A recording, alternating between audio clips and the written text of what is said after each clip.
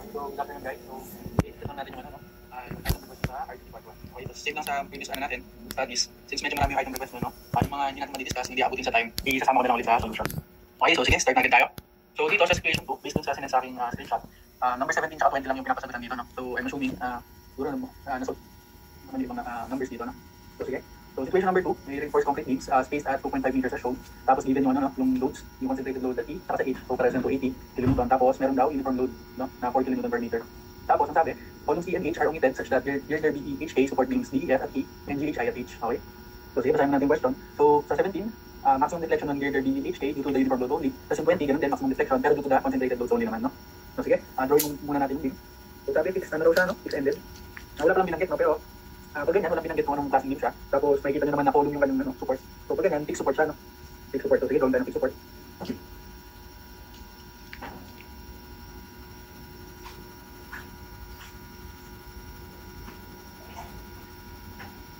Okay, tapos sa 17, so 17 to, no? So, sa 17, uniform load daw muna, no? So, nakita yung uniform load. Okay, tapos, natin uniform load is 4 kN per meter. Okay. Tapos yung length ng beam is, so ang beam kasi natin is ito, no? Itong girder DHK. So yung total length natin is itong tatlong S, no? Yung tatlong spacing. So given yung S na 2.5, so tatlong 2.5, so that is 7.5, no? So 2.5 times 3 equals 7.5 meters. Okay? So ngayon, deflection yung hinahanap. So gagamitin lang natin dito is ano, conjugate beam method. So before yun, kailangan masolve muna natin yung reaction. So kailangan masolve muna natin yung reaction dito. Dito, no? So this is B. This is A. Okay? This is RB. Sorry, RB. Okay. Tapos syempre may moment yan, no? May moment yan dito. This is MB. And this is okay. Ito, ngayon itong direction ng moment, kaya ganyan yung nilagay kong direction, no? Pag ganito, pag ganito. Kasi yan yung magre-resist, no? Dito sa, ang magiging, ano kasi nito, moment, yung dudulot na deflection nito is pag ganito, no? Yung moment, pag yung moment nyo, pinaka-smile, galing dito sa uniform load, no? So, syempre, i-resist yan ng ating big support. So, yung pag-resist nila is kabaliktaran ng direction nun, no? So, kung pinakangiti nila, yung uniform load yung beam, so dapat yung mag-resist is pinakasimangot, no? Kaya yan yung direction na nilagay natin, okay? So, sige. Ngayon, kung mapapansin natin symmetrical yung beam natin, no? So, kahit yung determinate to, masasolve na agad natin yung vertical reactions. So, summation part of vertical tayo. Okay? Then, dito symmetry, dahil nga symmetrical siya, dito symmetry, equal lang naman yung RB sa RK natin, no? So, therefore, 2RB minus 4 times yung length ng, ano, ng uniform load, so 7.5 equals to 0. Therefore, yung RB natin, sa RK is so 4 times 7.5 plus pababa yung 215, no? 215 kilonewtons. Okay? So ngayon, itong moment, MB at MK, so dahil nga indeterminate beam to, ang gagawin na natin dito is gagamit tayo ng method sa theory, no? So dito, ang pinamadaling gamitin is magano na lang tayo, no? 3MB, no? So 3MB na lang tayo. Okay? So kapag 3MB is fixed-ended beam to, so kailangan maglagay tayo ng ano, imaginary beam dito. Okay? So dito 3K, so K5 na lang palagay natin. Okay? So ngayon, since alam niyo naman na yung equation ng 3MB, didiretso na natin, no? So, ang 3 points na gagamitin natin is B, K, tsaka itong K5, no? So sige, una is MB, tapos yung kanyang length, yung length is 7.5, no? So 7.5. Okay? Plus twice ng yung middle point, so okay yung middle point natin. So twice ng MK, then yung length ng sa left side niya, 7.5. Then sa right side, dahil niya imaginary lang, so 0. Okay? Plus, dun sa K prime, dahil wala namang ano dyan, imaginary lang, so huwag natin lagyan ng moment, no? So diretso na tayo sa loading. So sa loading, sa left side muna, 6AA bar. So since uniform load to, diba ang ating formula dyan is WL cube over 4, no? So diretso na natin, no? So yung W natin is 4. Yung length is 7.5. Okay? Then base to 3 natin, no? Base to 3 over 4. Okay? Then sa right side, since imaginary din na to, so 0, no? So 0. Then equate natin sa right side. Then, dahil nga wala namang settlement to, pupunta to walang settlement, so 0 lang yung right side natin, no? So ngayon, dalawa yung unknown sa atin. Pero dahil nga symmetrical to, no? Dahil nga symmetrical, equal lang yung ating MB tsaka MK, no? So dahil equal lang yung ating MB tsaka MK, gawin na lang natin isa, no? So ito, gawin na lang natin MB to. Okay? Pero yan ay equal sa MB. Okay? So ngayon, isa na lang yung unknown natin. Masasolve na natin yung MB. So anong MB natin? Okay? Negative 18.75. Okay? 75 kN per meter. Okay? So ngayon, complete na yung ano natin, no? Yung ating reactions. Pwede na tayo mag-conjugate beam, no? Gumawa ng conjugate beam. So copy-paste muna natin to.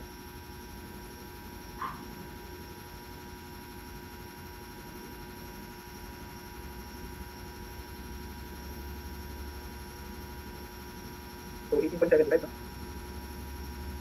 Tapos ang ating reactions ay 15. Okay? Okay, so gawa na tayo ng conjugate beam. Kaya sa magandang reference line, no? So, ilang beses naman natin ito nabanggit nung sa theory, nag-study. Na kapag ganito, i-utilize natin yung pagiging symmetrical niya, no? So, sa gitna tayo, no? Sa gitna tayo mag-reference line. Okay? Sa gitna tayo. Okay? Sa reference line.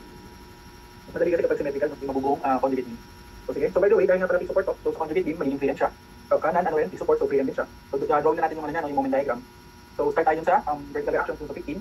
So i-moment natin siya dun sa gitna, no? So sa gitna, hindi kalahati yun ng 7.5, no? So 15 times kalahati ng 7.5, so 3.75 yun, no? So 15 times 3.75, 56.25, okay?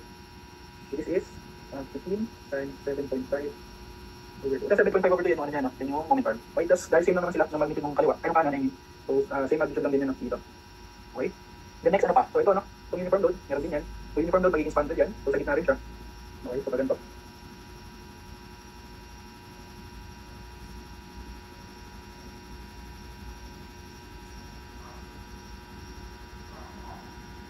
Okay.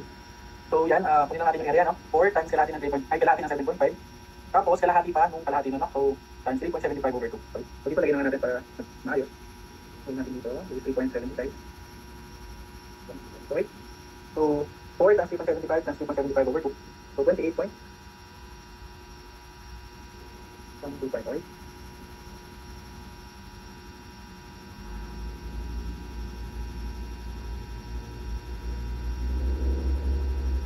Okay. Then yung last paano yung moment natin since negative yan. So downward yan. Di ba ang moment is uniform load siya, no, pag nilagay sa moment diagram. So ito, i-moment natin dito, no.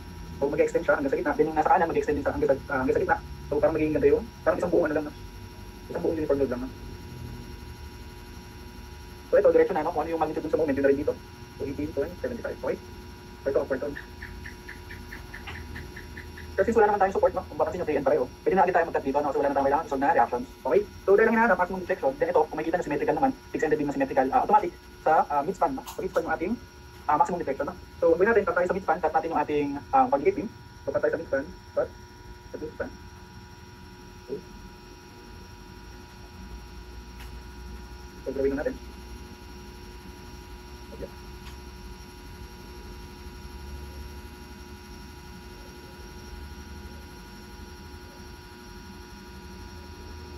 So 18.75, this is 28.25, this is 56.25. Okay. Okay. So ngayon, moment lang tayo sa midspan. So summation moment, mid. Okay. Then dahil left side yung ating in-isolate, so clockwise positive tayo. Clockwise positive lalagay natin. So ano yung mga clockwise? So ito, clockwise to. So positive yan. So 1/2, yung area lang, no? So 56. Ay, play natin yung length. So kalahati, so 3.75 meters. Okay. So yung height niya, yung blue muna, yung blue, so 56.25 times yung kanyang base, so 3.75. Then yung kanyang moment arm dun sa mid, no? So moment arm nun is 1/3, no? So this is 1/3 ng base, so 3.75 over 3, okay? Then yung standard beam naman, so ikot nun is counterclockwise, so minus 1/3, standard siya, no? So 1/3, yung kanyang intensity or yung height is 28.125, yung kanyang base is 3.75. Then yung kanyang moment arm is 1/4 ng base, no? So ito 1/4 naman ito ng base, okay? So 3.75 over 4. Then yung isa pa, no? Meron pa tayong uniform load dito, so ito counterclockwise din, so minus yan. So minus 18.75, yung kanyang base is 3.75. Then yung kanyang moment arm is kalahati lang, no? Yung 3.75. Okay? So equal yan sa moment sa mid. Okay? So therefore, ano yung moment natin sa mid? Or yung ating maximum deflection. Okay? Huwag mo muna i-divide sa EI, no? Ano muna yung value?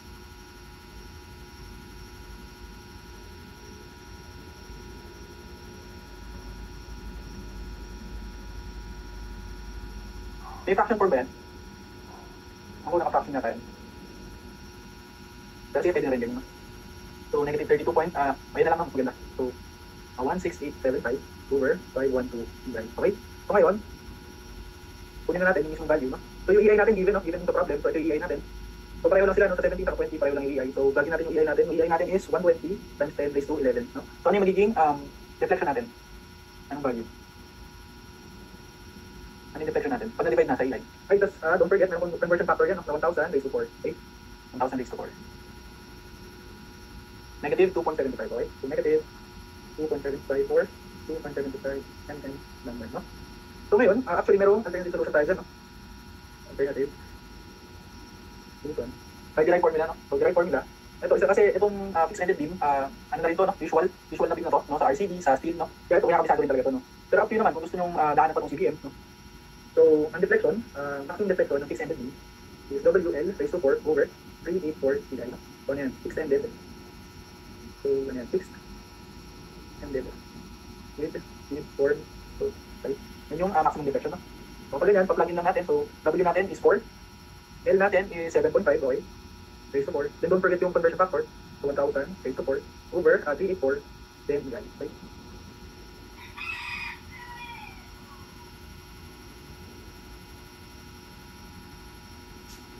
Okay? So ano yung answer natin? No? Kaya madali siyang kabisaduhin kasi isipin nyo, para lang siyang simple support, no? Wala lang yung 5 dito. No? Kaya kung kabisado nyo sa simple supported beam, madali na rin kabisaduhin doon pag sa extended beam. So same answer, no? So 2.75. So ito yung answer natin. So ako ay recommend kabisaduhin ko rin. So since yun nga, madali lang, tatanggalin nyo lang yung 5 dito. No? So tandaan nyo lang kapag simple supported, may 5 dito. Kapag extended beam, no? Walang 5. Okay? This is letter C, no? Letter C. Wait. So, makasunod naman. No? So 20 na tayo, no? Number 20. So sa number 20, same lang din naman, pero ang difference is, yung concentrated load naman, no? Hindi natin ang concentrated load. So copy-paste lang natin ito.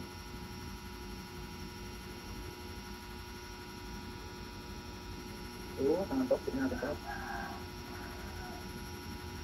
So i-loading naman natin dito is yung concentrated load. Sorry. So sabi, yung concentrated load natin is 280. Yun yung tayo. Okay? So tingin sa kanina, kung mag-concentrate din tayo, kailangan din natin yung reactions, no? Kailangan natin masolve muna.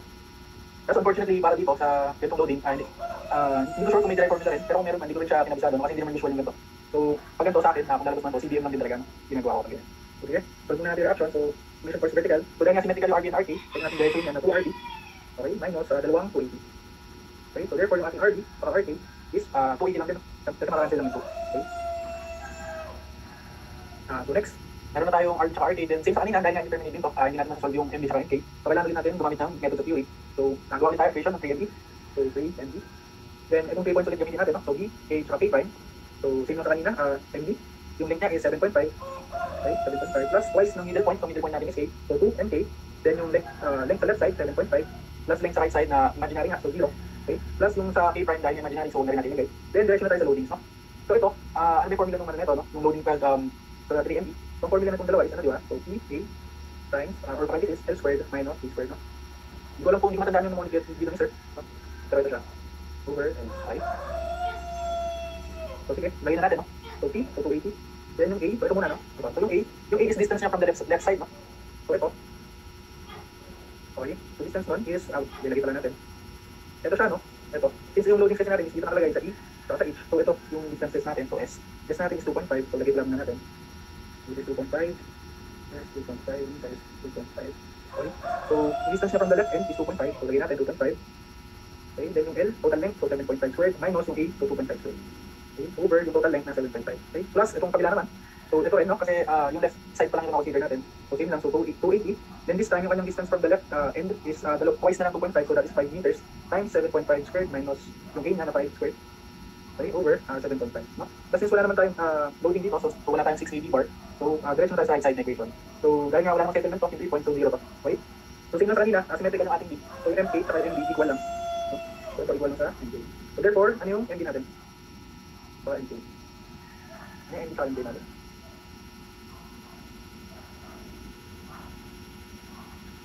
Negative 466.67, okay? 466.67, okay? So, yun yung ating MB at MK. Ngayon, kompleto na ulit yung variables natin. Pwede na tayo gumawa ng coordinate beam.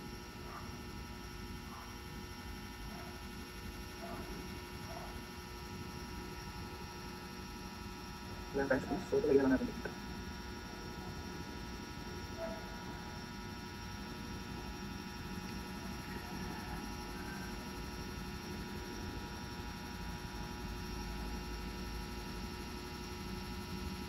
So, ito, 466.67 to 466.67. Yung ating reactions, 280, no? 280 each. Okay? So, gawa tayo coordinate beam. Okay, so start ulit tayo sa ating vertical reactions na upward, so 280. As, by the way, saan ulit tayo mag-reference line dito? So, same lang sa kanina, utilize natin yung magiging symmetrical niya. So, sa midspan tayo mag-reference line ulit, okay? Sa midspan ulit. So, ganun lagi, no? If symmetrical naman yung loading, always take your reference line sa midspan. Okay? So, yung 280, moment natin sa gitna. So, ilan yun? So, ito mahati ito, yung 2.5 mahati. So, tigla lahati, so 1.25 to, so 1.25, okay? So, pag moment natin sa gitna yung 280 na kulay blue, so ano yan, magiging 280 times 3.75 na, kasi kalahati ng 7.5. So, this is 1,050. Okay, so that is 280 times 3.75, okay? Then, kabila, equal magnitude naman sila, so 1,050 rin yan. Then, yung ating downward na load na 280, so ito naman sila.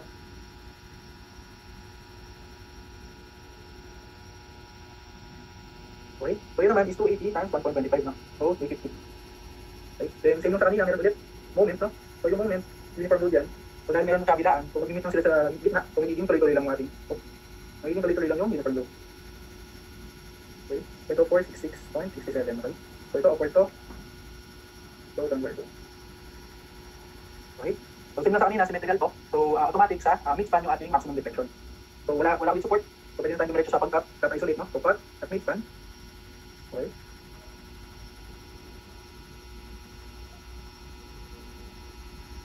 So tapos isolate natin yung left side. Yung symmetrical naman, so bakit alin i-isolate natin?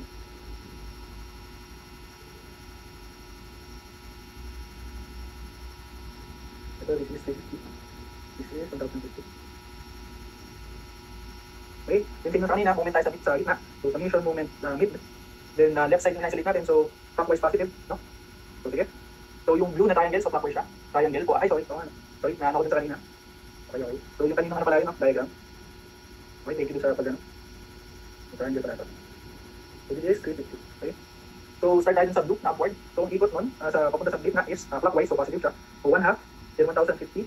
Then yung kanyang base, so ito kalahati ito, no? So lagyan natin. So this is 3.75 meters. Kasi ito, is kalahati ng 2.5, so 1.25 meters. Okay? So 1,050 yung kanyang base is 3.75. Then yung kanyang moment arm is 1/3 ng base, no? So 3.75/3. Okay? Minus yung downward triangle na kulay red. So minus 1/2. So ano siya, no? Counterclockwise ng ikot, so minus, so 1/2. Yung kanyang intensity is 350. Yung kanyang base is 1.25. Then yung kanyang moment arm is 1/3 ng base, so 1.25/3. Okay? Then itong uniform load natin, so ang ikot na is also counterclockwise, so minus din. So minus 466.67, then 3.75 yung kanyang base, then kalahati ng base, no? So 3.75/2. So equal yan sa moment sa mid, right? So therefore, ano yung moment natin sa mid? Or yung ating maximum deflection? So negative 911.48, no? So 48. So over EI yan. So i-direction natin, so times, kung yung conversion factor natin na 1,000 raised to 4, then itong EI, based on given, this is 120 times 10 raised to 11, no? So ano yung ating deflection?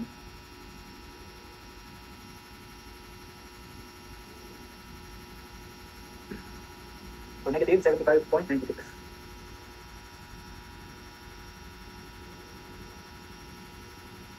Okay, so that is letter B, no? That is letter B. Okay, may question ba dito before tayo mag-proceed?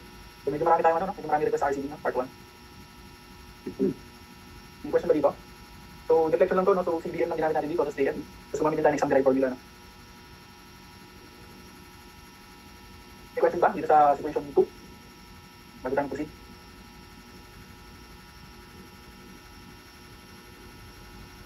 Wala? Okay, wala, proceed tayo. So ito, situation number 3 naman. So, ito, gagamit tayo load patterns, no? So, situation 3, at least span beam is simply supported at A, B, C, and D. Tapos may given. So, ito, take note, factor loads na siya, no? So, wala, hindi na natin kailangan multiply ng load combination. So, DL, 15 kN per meter, then live load is 13.6, no? Tapos yung span length is 7.5 meters, okay? So, ito, madali lang to, no? Pag din ng types ng problem, so madali lang. Ang kailangan dito is maging careful, no? Kasi minsan kapag madali yung situation, minsan din pa namamadali yung iba. Kahit ako rin before, no? Kapag mga pre-boards yun, pag medyo careless, no? So, pag yan po, careful lang tayo sa pagsagot. So, sige. So, number 21. So 21, maximum reaction na support KG to dead load only. Okay, so madali lang. So RA max, tapos DL only. Okay, so sige, hanapin natin. So ito yung dead load, no? Ito yung load pattern ng dead load since buong span. Tapos RA down ng RA max. So obviously, ito lang yun, no? RA, so 0.4. Ito, direction na natin, no? So DL, so 0.4 WM. Okay, so direction na natin, plug in lang natin yung value. So 0.4, yung ating dead load is given 15. Okay, then yung ating L is 7.5. Okay, 7.5. So ano yung ating RA max? 2.4 times 15 times 7.5. So 45, no? So tama ba? 45 din ako na iba. So 45 kN. Okay, so this is letter A. Okay, so sige, dali lang. So 22 naman. 22, determine the maximum reaction na support B due to live load only. So ito, ano naman, sa live load naman. So RB max, live load only. Okay, so hanapin naman natin, pipili tayo. No? Dalawa yung load pattern natin sa live load na dalawa. So sige, ngayon sa RB, ano yung choices natin? No? Ito lang ba? Ito lang ba yung choices natin? Ito, ito. So alam mo na turo nito ni sir, no, na kapag live load pattern or kahit sa dead load pattern, pero ito kasi ano naman, symmetrical naman, no. So kapag live load, kapag pipili kayo, take note na pwede nyo balik rin yung ano, no, yung arrangement, no. So ABCD to ngayon, pero pwede nyo rin siyang tingnan ng A, B, C, D, no. Diba? Pwede rin yun, no, kasi syempre kung ito, andito yung loading, diba? So syempre pwede rin yan na andito yung loading sa kabila, no. So pwede siyang balik rin, no. So bali, choices pala natin sa RB, pag ihanapin natin maximum reaction, list itong apat, no. Ito, ito, ito. So apat yung balik natin. Ito kahit di naman balik rin, kahit balik rin or hindi, same lang kasi andito yung loading siya, no. Okay. So ito lang yung may difference pag binaliktad, okay. So, pipiliin lang naman natin yung pinakamataas doon. So, 1.2, 145, 155, 155. So, obviously, ito na. So, ito yung maximum. So, yun yung kukunin natin. So, live load. So, 1.2 WL. So, 1.2 live load natin is 13.6, then span length is 7.5. Okay? So tama, 1.2 na. So 1.2 times 13.6 and 7.5. So 122.4. Okay? So tama, 122.4. So this is letter B. Okay? So dali pa, no? So sige. So 23 naman tayo. So sa 23, determine the maximum positive shear force at support C. So maximum positive shear force daw at support C. Support C. So this time walang binanggit kung due to dead load or live load. So kapag ganito, so syempre ano to, both, no? So live load plus dead load to. Live load plus dead load. Okay? So sige, piliin na natin. So sa dead load, ang nahanap is shear at C, no? So tulad ng sabi ko kanina, pwede nga balik siya, no? So dito muna tayo sa dead load. So yung C, pag C yung nahanap, pwede tayong pumili dito or dito, no? So pagtingin natin, alin yung mas mataas dito, no? Dalawa yung shear at C, no? So pwedeng 0.6 or 0.5, no? So obviously mas mataas tong 0.6, so yun ang kukunin natin sa dead load. So positive 0.6 WL, okay? Then sa live load naman, so ito sa live load naman, Sir Max, ako po yan. Ay, sorry, ano? Ano, basa ko pala is 24. So sa 24 pala ito, sorry. Sorry, naguling. So this is for number 24, sorry. So for number 24. So ang 23 pala is maximum reaction lang. At support. Okay? So yun, wala na banggit dito kung dead load or live load, so both to. Okay? So WL, so sige, support C. So ang choices nga natin dyan is ito, no? Ito or ito. So same naman to, dahil nga symmetrical, so 1.1 WL sa dead load. 1.1 WL. Ito. Then sa live load, sa live load, ang choices natin is, ito yung C, diba? Pero since sabi ko kanina, pwede magkabaliktad dyan. So ito, pwede rin natin gawing C, no? Kasi pwedeng pagano siya, A, B, C, D, no? So ito, choices din natin itong 1.2. So same na sa kanina, no? 0.45, 0.55, taka same lang, 0.55.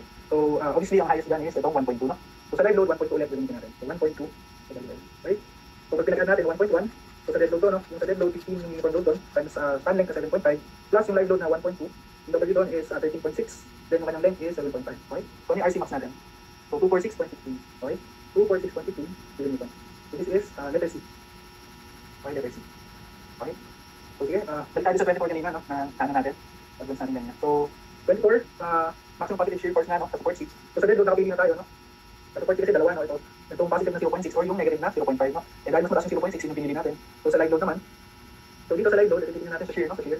So dahil nga pwede sila magbaliktad, so pwedeng dito, ito, or ito, no? Okay, take note, no? So ngayon, ano yung pipiliin natin, no? Hanapin natin yung pinakamataas. So ito ba? 0.003, itong 417, itong 583, itong 617, or itong 0.55. So ang pinakamataas is itong ano, no? 0.617. Kaso kung mapapansin nyo, nasa negative side siya, no? Nasa baba. So pwede ba natin yung ipagtag dito? Kasi ito positive to, no? Positive, no? So pwede kaya yun.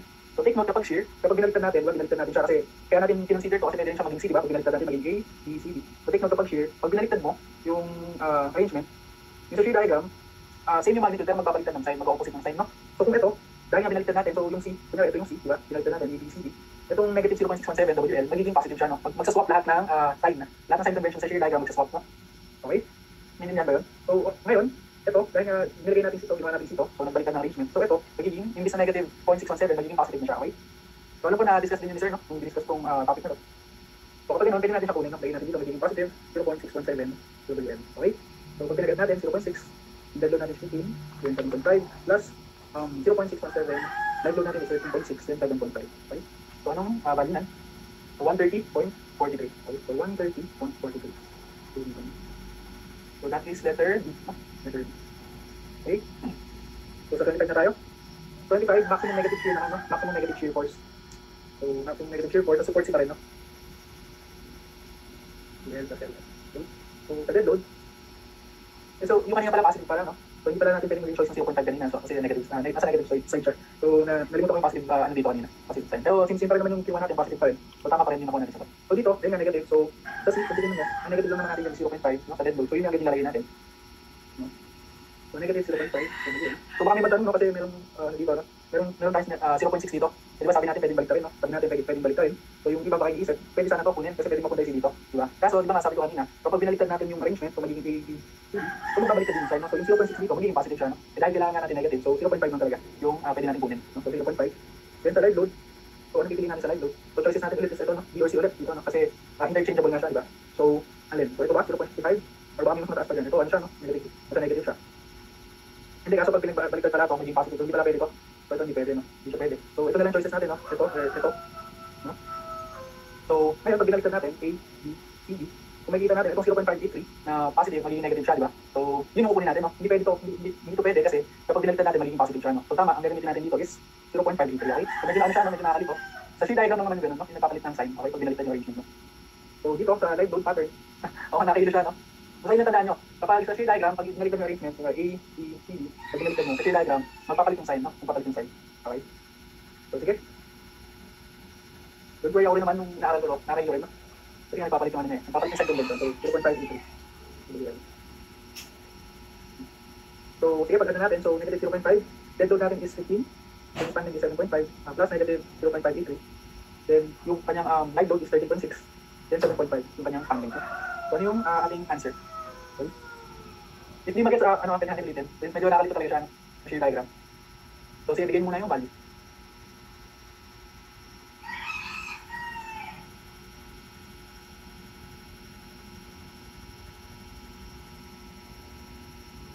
Yung answer natin, number 25. So, tama, no? Negative 115.72. So, 72 na to. So, yung answer natin is 116, no? Yun yung pinakamalapit sa choices. So, that is dead load. So, sige, pakapyaman ko sa ulit sa number 25. So, sa dead load, ang mga nasa negative side naman nandiyan dito, 0.5. Tapos, ito, 0.5 din, no? Kaya ako sinabing negative to, kasi pag binaliktad natin, di ba, A, B, C, D. Pag binaliktad natin, so itong positive 0.5 magiging negative 0.5 siya, di ba? Yes ba yun? Di ba? So, sa dead load, 0.5 lang talaga yung choice natin, di ba? Okay? Kasi sa C, so sige, pag hindi natin binaliktad sa C, ito lang yung choice natin, baka siya lang yung negative. Okay? Isagot ko, nahilo ka kabaliktad. Okay? So, sige, sa C, sa dead load, di ba? 0.5 WL. Ngayon, pwede rin sana maging choice to. Itong 0.5, pero kasi pag binaliktad mo siya, ng A, B, C, D, magbabaliktad sila ng sign. So, itong positive 0.5 siya yung magiging negative. Itong negative 0.6 siya yung magiging positive, no? Eh, since ang kailangan natin is negative maximum, so 0.5 yung pipiliin natin. Okay, guess na yan sa dead load. Okay, sa live load naman, sa live load, ang choices sana natin is itong 0.417, no? Kaso, kung pag binaliktad natin siya, A, B, C, D, may makikita tayo ng mas malaking value. Bakit? Kasi itong 0.583 na positive sana, pero dahil binaliktad natin yung arrangement, magiging negative 0.583 siya. Bababa siya, no? Magiging negative 0.583. Okay? So, ayun, dahil nga mas mataas siya, ito kaysa dito, ito yung kukunin natin. Ito yung kukunin natin value. Okay? So, ayun, tingnan natin. So, kaya careful talaga pag ganito, no? Madali lang siya, pero pag hindi nyo naalala, nakapag sa shear diagram, pwedeng pag binaliktad nyo yung papakad sign, ayun, automatic nalinagan, no? Kasi sigurado nasa choices yung mga top dyan, no? Nasa choices yun. Ayun, kaya siguro napalabas din yung letter C. So, hindi mag-interchange yung 0. Ito kaya hindi siya mag-interchange ito. Kasi yan yung original arrangement niya eh. Diba, A, B, C, D. Diba? Since hindi nyo naman binaliktad, hindi nyo binaliktad yung arrangement, so kung ano nakalagay, yun yung sign niya, no? So, originally, 0.417 siya na negative. So, kapag kinonsider nyo sa C, wala kayong nalis na lang ni sir yung delete dyan, no? Hindi rin naman magagamit. Hindi, kasi yun yung ano eh. Yun yung trick doon, no? Yun yung ano doon sa exam, yun yung pampahirap sa exam, no? Kasi yung mga hindi delete dyan, lalabas din talaga sa, sa choices. Actually, may ganito type ng question ng exam namin sa April, no? May ganitong type din. So, ano to, live load pattern. Sir, kapag due to live load, mabay talaga ako. Mabay tayo sa mga practice. Sir, kapag due to live load, basta dalawa lang titingin. Sa dalawa lang titingin. Hindi, pwede rin dito. Pwede rin dito. Pag live load, pwede rin. Kasi pwede rin ang live load, pattern siya, no? So, pwede rin, may case naman ng live load, buo rin naka-apply, no? So, pwede rin dito. Okay? Pwede rin dito yung live load pattern. Pero so far kasi, kaya hindi pa natin tingnan kasi mas malaki yung nakakuha natin dito. Kaya tayo dito unang tumitingin kasi nga kaya nga live load pattern kasi usually no, mas malaki talaga yung napapalabas pag pinapattern siya, no? Kapag ganito, so itong dalawa lang yung meron, so itong dalawa lang naman. Pero ano ko nabanggit dito ni sir na, pwede rin ito gamitin na live load pattern. Okay? Sige, proceed naman na tayo, kasi tayo masyadong malito. So 26. So 26, maximum positive bending moment naman. So ito, tapos tayo share, no? So, positive bending moment. Okay, walang sinabing point, so tayo mag-determine, no? So maximum positive bending moment sa buong beam. Okay? KGL. So ngayon, sa head load, ano yung maximum positive bending moment dyan? So, dalawa lang naman, no? Hindi, actually, tatlo pala. So, ito, positive 0.08. Tapos ito, same lang sa kanan. Or yung gitna na, positive 0.025. Okay? So, syempre, pipiliin nyo lang yung mas mataas dyan. So, ano yung mas mataas dyan? So, ito, di ba? 0.08. So, yun yung pipiliin natin. Okay? So, 0. So, positive to, no? 0.8. WL squared. Okay? Then, sa live load naman. So, meron tayong options. So, ito, 0.07. Ito rin, 0.101. Ito rin, 0.05. Saka, ito, same din na 0.1. Okay? So, anong highest dyan? Maximum, di ba? Maximum positive, no? So, obviously, ito, no? Para dun sa nagtanong kanina, pwede rin isama ito sa choices, no? 0.08, no? Pero as you can see, ito yung largest, so ito yung gagamitin natin para sa live load, okay? So sa live load, ang nakikita natin pinakamataas is yung positive 0.1013. So positive 0.1013, so dito na square, okay? Ngayon, alam ko nabanggit na rin ito ni sir, pero ulitin ko lang, no? Na actually, sa pagkuha ng ganito, approximate lang kung ganito, no? Approximate lang sa pag-moment kasi, kung mapapansin, hindi siya naka-apply sa same point, no? Yung pinili natin sa dead load, nasa ano siya, 0.4. One time lang po ba mag-switch, and yun na magiging base sa lahat. One time lang po ba mag-switch. Sa shear bend, one time lang mag-switch. Paano one time lang mag-switch? Oh, kasi isang beses mo lang naman pwedeng baguhin yung arrangement eh. Oh, one time lang yun. Kasi ito diba A, B, C, D. Isang beses mo lang naman siya magbabago. Ito lang din, A, B, C, D. Kasi pag nagkapalit na yung ano, kanya ito, naging ano na to, naging A, tapos ito naging, A, B, B, C. Hindi na yan, ano, mali na yan, no? Kasi ang pwede lang natin baguhin is yung kung ano yung mauna, no? Yun na yung pwedeng baguhin. So one time lang tama, one time lang yung pag-switch. Wala nang ibang way ng pag-switch yun lang. So kung A, B, C dito, ang other way lang is A, B, C, D. Okay. So sige. So balik tayo sa sinasabi ko kanina. So actually, approximate lang itong ginagawa natin kasi itong moment na pinili natin sa dead load, nasa 0.4 siya ng L, no? Then yung pinili natin sa live load is nasa 0.45, no? So actually approximate lang po. Pero dahil nga sobrang lapit lang yan, sobrang lapit lang ng magiging answer natin kung kukunin natin yung actual at approximate. So kahit sa boards, ang ginagawa is approximate na lang din talaga, no? So sige, lagyan natin, so positive 0.08. Yung dead load natin is 15, then yun is 7.5 raised to 2, plus 0.1013. Live load natin is 13.6, then 7.5 squared. Okay? So ano, diba? 144.99, so 145 na yun, no? So 145 kilonewton per meter. Okay, so this is letter A. No? So this is letter A. So sige, 27. So 27 naman, maximum negative moment naman, no? So maximum negative moment. Okay, so tingin ulit tayo sa dead load.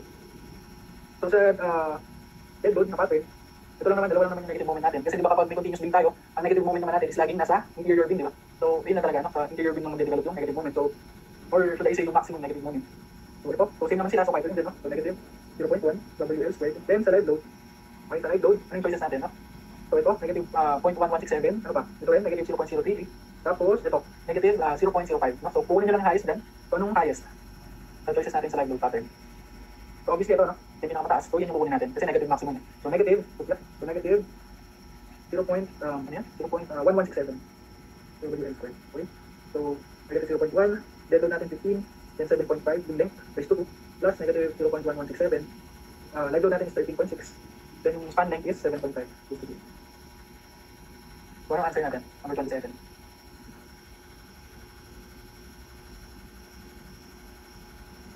Negative 173. Okay, so negative 173.65. So that is letter A, okay? So ito, 28 naman, ano sabi sa 28? So 28, determine the location of the maximum positive bending moment from support A. Okay? So ito, di ba binanggit ko kanina yung ginagawa natin sa pagkuha ng moment is ano lang?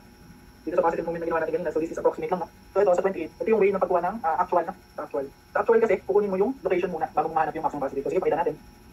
So paano ba yun, no? So ganito yung mangyayari doon. Gawin tayo ng continuous beam.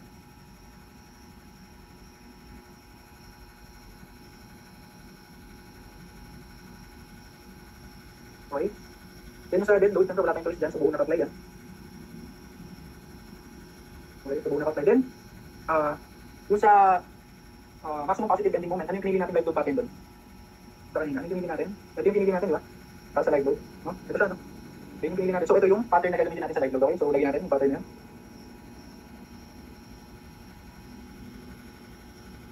Okay? Ngayon, ang sabi kasi, ang hinahanap, location daw ng maximum positive bending moment from support A. Okay? So ibig sabihin, saan tayo magkakat?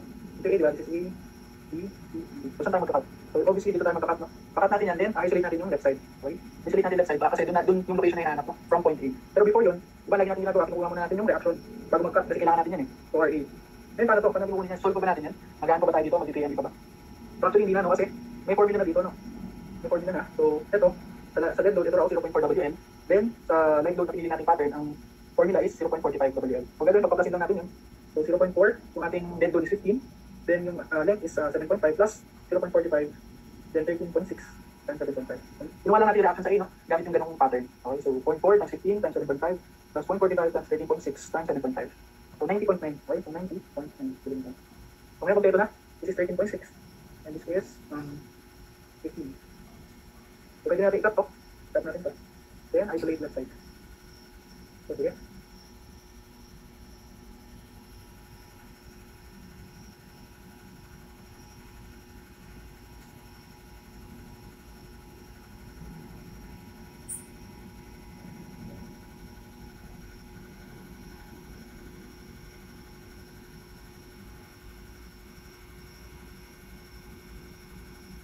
Okay?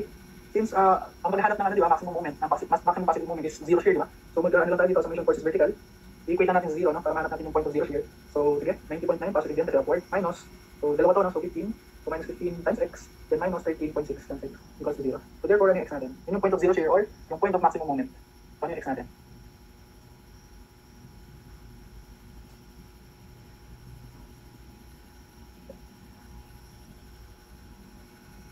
.178, so 3.178.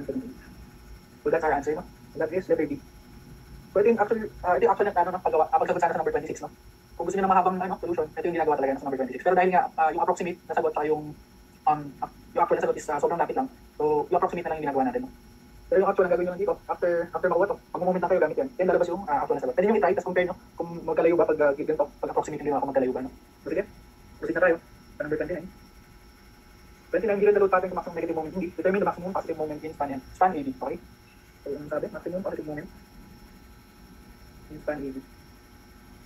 Using load pattern ng negative maximum moment hindi. Using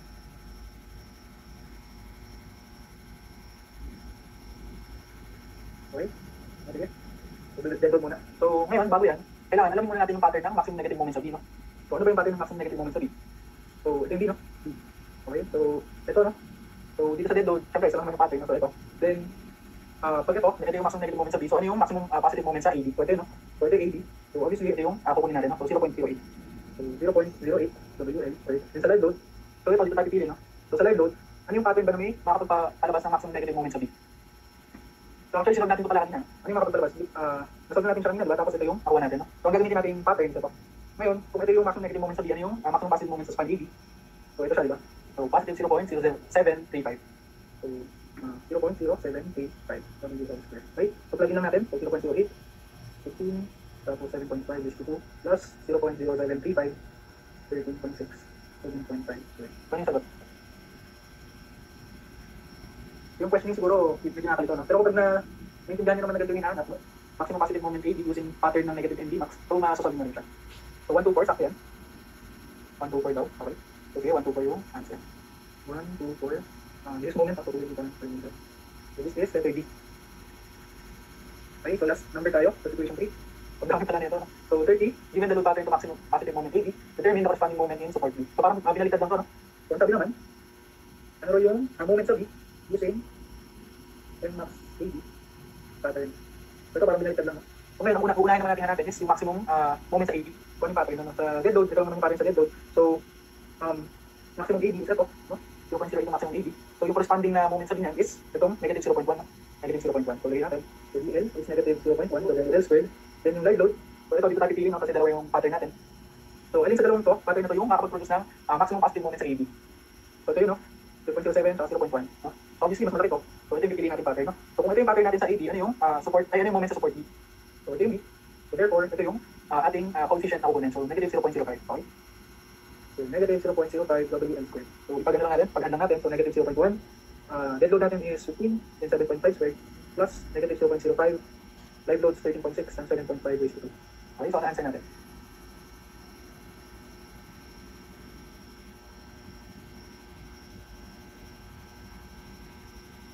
$122.63. Okay, so 122.63. Ilan dito ng perimeter? Okay, so this is letter A. Ang tuloy letter A. Okay, so may question ba dito? Actually, ang tricky lang talaga dito is sa shear, no? Kahit ako naman, nung nag-review ako, sa mga pre-boards, usually namamali rin ako siguro 1 to 2 items na pre-board. Minsan namamali ako sa ganitong type ng questioning. Kasi nga, lahat ng choices doon, lahat may prop, no? Lahat ng choices. Siyempre, practice din talaga yun para sa mismong boards. Paulit po ng LL, 0.5. Ano ba yan? Sa 30? So, sige, ulitin daw natin. So, sabi kasi, using yung pattern ng maximum positive moment sa AB, ano yung corresponding moment na sa support B? So, sa dead load, nakakuha na natin. So, sa live load, dalawa lang naman pagpipiliin natin sa live load pattern, no? So, ano yung maximum, ano yung makapagpalabas ng ano dyan? Maximum positive moment sa AB. Ito yung AB natin, diba? AB. No? So, ito yung dalawang choice natin, no? Ito or ito. Alin yung maximum dyan? So, obviously, ito yung maximum dyan, diba? So, 0.1013. Tapos, ang tanong, ano raw yung corresponding moment sa support B kapag yan yung pattern, no? So, ito yung pattern, ano yung corresponding moment sa support B? So, ito, diba? Ito yung B. So, ito yung value na ginamit natin, no? Negative 0.05. Okay? So, dito naman. So, yung practice lang talaga sa ito, no? Kasi sa shear lang siguro, no? Kung magkakamali yung baba sa shear. Kasi nga, nagpapalit yan eh. Pag binalikan yung arrangement, tandaan nyo, magpapalit yung sign. Okay? Magiging opposite yung sign. Same magnitude, opposite sign. Okay? So, may question pa ba dito? Situation number 3, para mapag-proceed na tayo.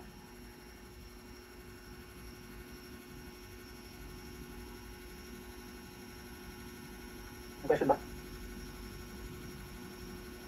Okay, wala, proceed tayo. So, ito. So, situation number 5, ganun din, no? Gagamit ulit tayo ng live load pattern. So, sige. Pero this time, ang difference nito is, ang binigay na loadings is area load, no? So, KPA siya, so incident area load siya. Then, naka-ano pa siya, naka-service load pa, so binigyan tayo ng live load pattern, no? So, sige. Una gawin natin dito is, kunin muna natin ito. So, update natin ito.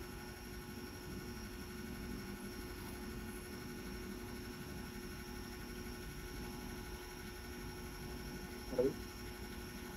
Before pala natin ilagay yun, kapag binigyan kayo ng slab, no? Identify nyo muna kung one way or two way slab, no? So, ito, dalawa lang naman yung regular weight. So, dalawa lang yung check natin, no? Una, check natin yung sa S1 na regular weight. So, check natin kung one way or two way. So, alam niyo ba yung formula kung paano kunin? Ilang situation na po na-discuss. Pangatlo pa lang to, pangatlo. Ang na-discuss pa lang natin is situation number 2 at situation number 3. Okay? So sige, check natin kung one way or two ways lang to. Ito muna, S1 muna. Okay? So divide natin yung hereditary with yung S. So 2.5 over 6. So ano yan? 2.5 over 6. So 0.417. Then sa S2 naman, check din natin. S2 daw is 2.2. Okay? Divide yung sa length ng slab na 6. So 2.2 over 6. So 0.367. Ngayon, paano ba chinecheck yan? No? So kapag less than 0.5, so that is one way slab. No? If less than siya ng 0.5, therefore one way slab. Ito less than din ng 0.5, so one way slab. Kapag kasi equal or greater than 0.5, pwede na siya i-design ng two way slab. Okay? So ito one way lang, kasi madali lang yung distribution nito. No? Madali lang yung distribution ng loading.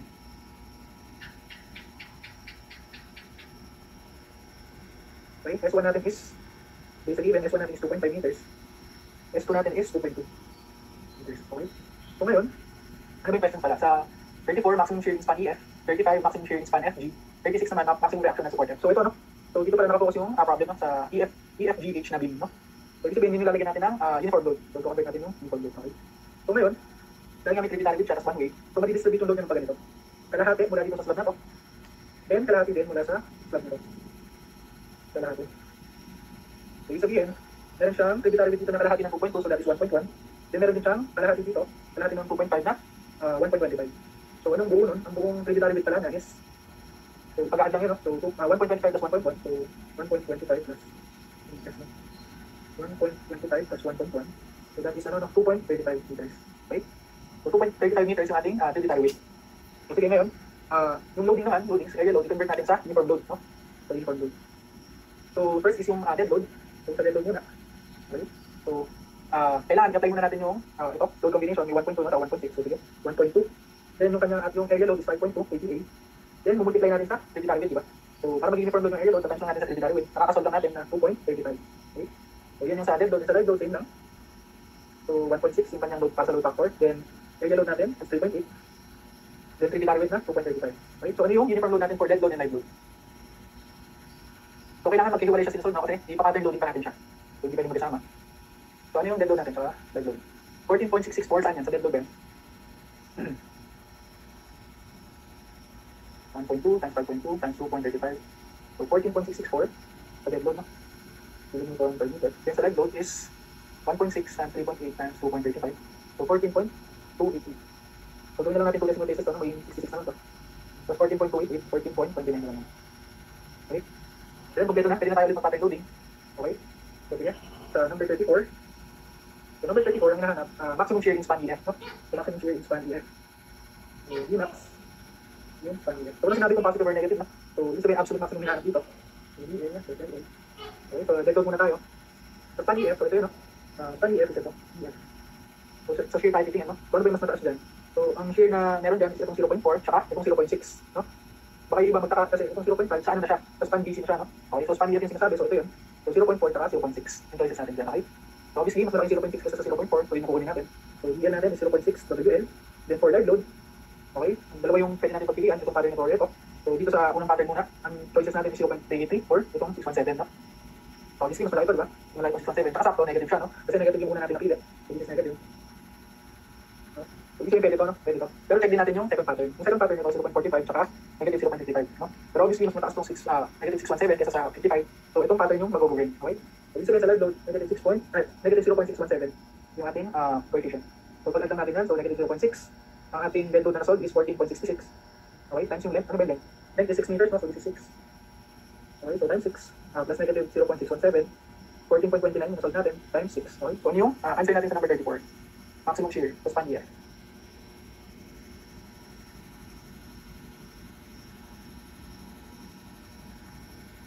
So negative 105.68. So letter B. Okay. So proceed tayo, number 35. Number 35 naman, maximum shear in span FG. So Vmax in span FG. So dead load plus live load din. Okay. So dead load. FG naman, ito no? Middle span siya. So sa middle span din tayo titingin. So sa middle span, ito yung FG. So yung sa atin is 0.5 at 0.5. So same lang, no? So kahit alin dyan, no? So 0.5, no? So positive na lang yung kunin natin. Positive, 0.5 yung kunin natin. So dali lang. So ito yun, no? Dito ko lang sa dead load pattern, ang kinuha natin is itong 0.5. Kasi same lang sila. Sa span FG, yung shear is same lang. 0.5 tsaka negative 0.5. Okay. So live load naman. So dalawa ulit. First natin, either ito or ito. Okay. Dito, meron tayong 0.583 na positive, meron tayong negative 0.417. No? Dito naman, meron tayong negative Ay, actually dito wala tayong shear, no? Wala tayong shear sa span FD. Sa span FD wala tayong shear. Kasi itong 0.55 sa span AB yan.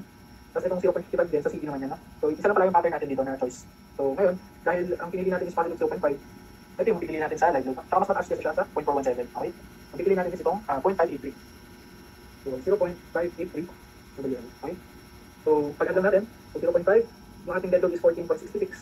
Times yung length natin na 6 plus 0.583. Yung ating live load, 14.29. Then yung length na 6. Okay? So, ano yung ating answer sa number 35? So, 93.97, no? So, 93.97 to the... So, this is letter A. Letter A. Okay? 93.966, okay? Okay, last item sa situation number 5. Maximum reaction of support F due to live load only, no? So, reaction of support F daw. So, RF, max, due to live load only. Okay? So, live load pattern lang tayo titingin. Okay? F daw. So, saan ba yung F? Ito, yung F, no?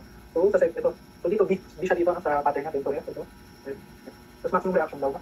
So, ano ba yung choices natin? So, pwede yung tatlong pagpilihan, no? 1.2, 0.25, o 1.1. Pwede rin yung kabila kasi pwede nga nagsa rin, no? 0.45, 0.55, so 1.1. So, ano yung highest dyan para sa F? So, 1.2, no? Okay, so 1.2. So, obvious naman yung answer, so 1.2. So, therefore, ang ating live load is 1.2. Then yung ating live load is 14.29. 14.29 times, yung length natin na 6. Okay? So 1.2 times 14.29 times 6. So 102.89 or 102.9. 102.89. So this is letter A, no? So may question ba dito? So madali lang, no? Yung mismong pagkuha ng live load pattern, madali lang. Siguro ang medyo naman dito, isa pa, no? Yung pagkuha ng tributary siguro, no? Saka pa. Pero kung nagkataon na ano to, 2 ways lang, hindi naman mahirap, no? Kasi pag 2 ways lang, magiging ganito. At yung natin, no? Magiging ganyan. No? Pero sa board exam naman, usually 1 ways lang talaga. Okay, so may question ba dito sa situation number 5?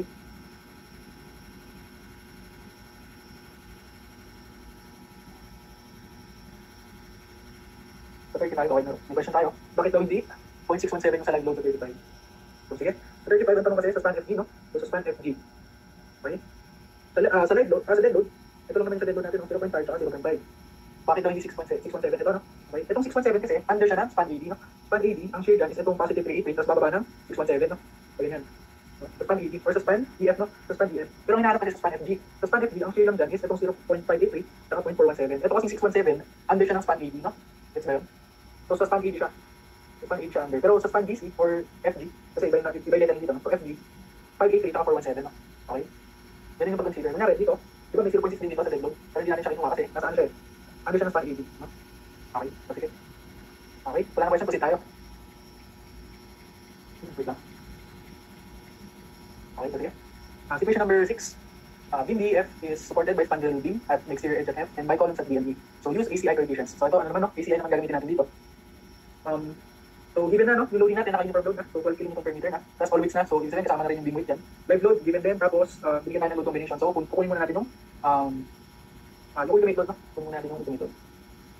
Okay, so sige. Kunin muna natin mga kailangan. So, W equals to 1.2 times, yung dead load natin is 12, no? Plus 1.6, live load naman. 1.6 times 15, no?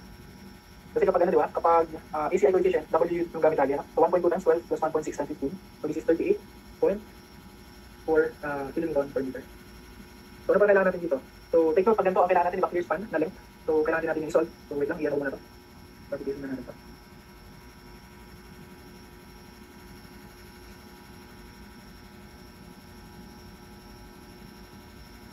Okay? So ngayon, ang given kasi sa atin is yung center to center length, no? Center to center. Pero remember, kapag ACI coefficient, LN yung nakalagay, no? LN, so clear span. So kunin din muna natin yung clear span.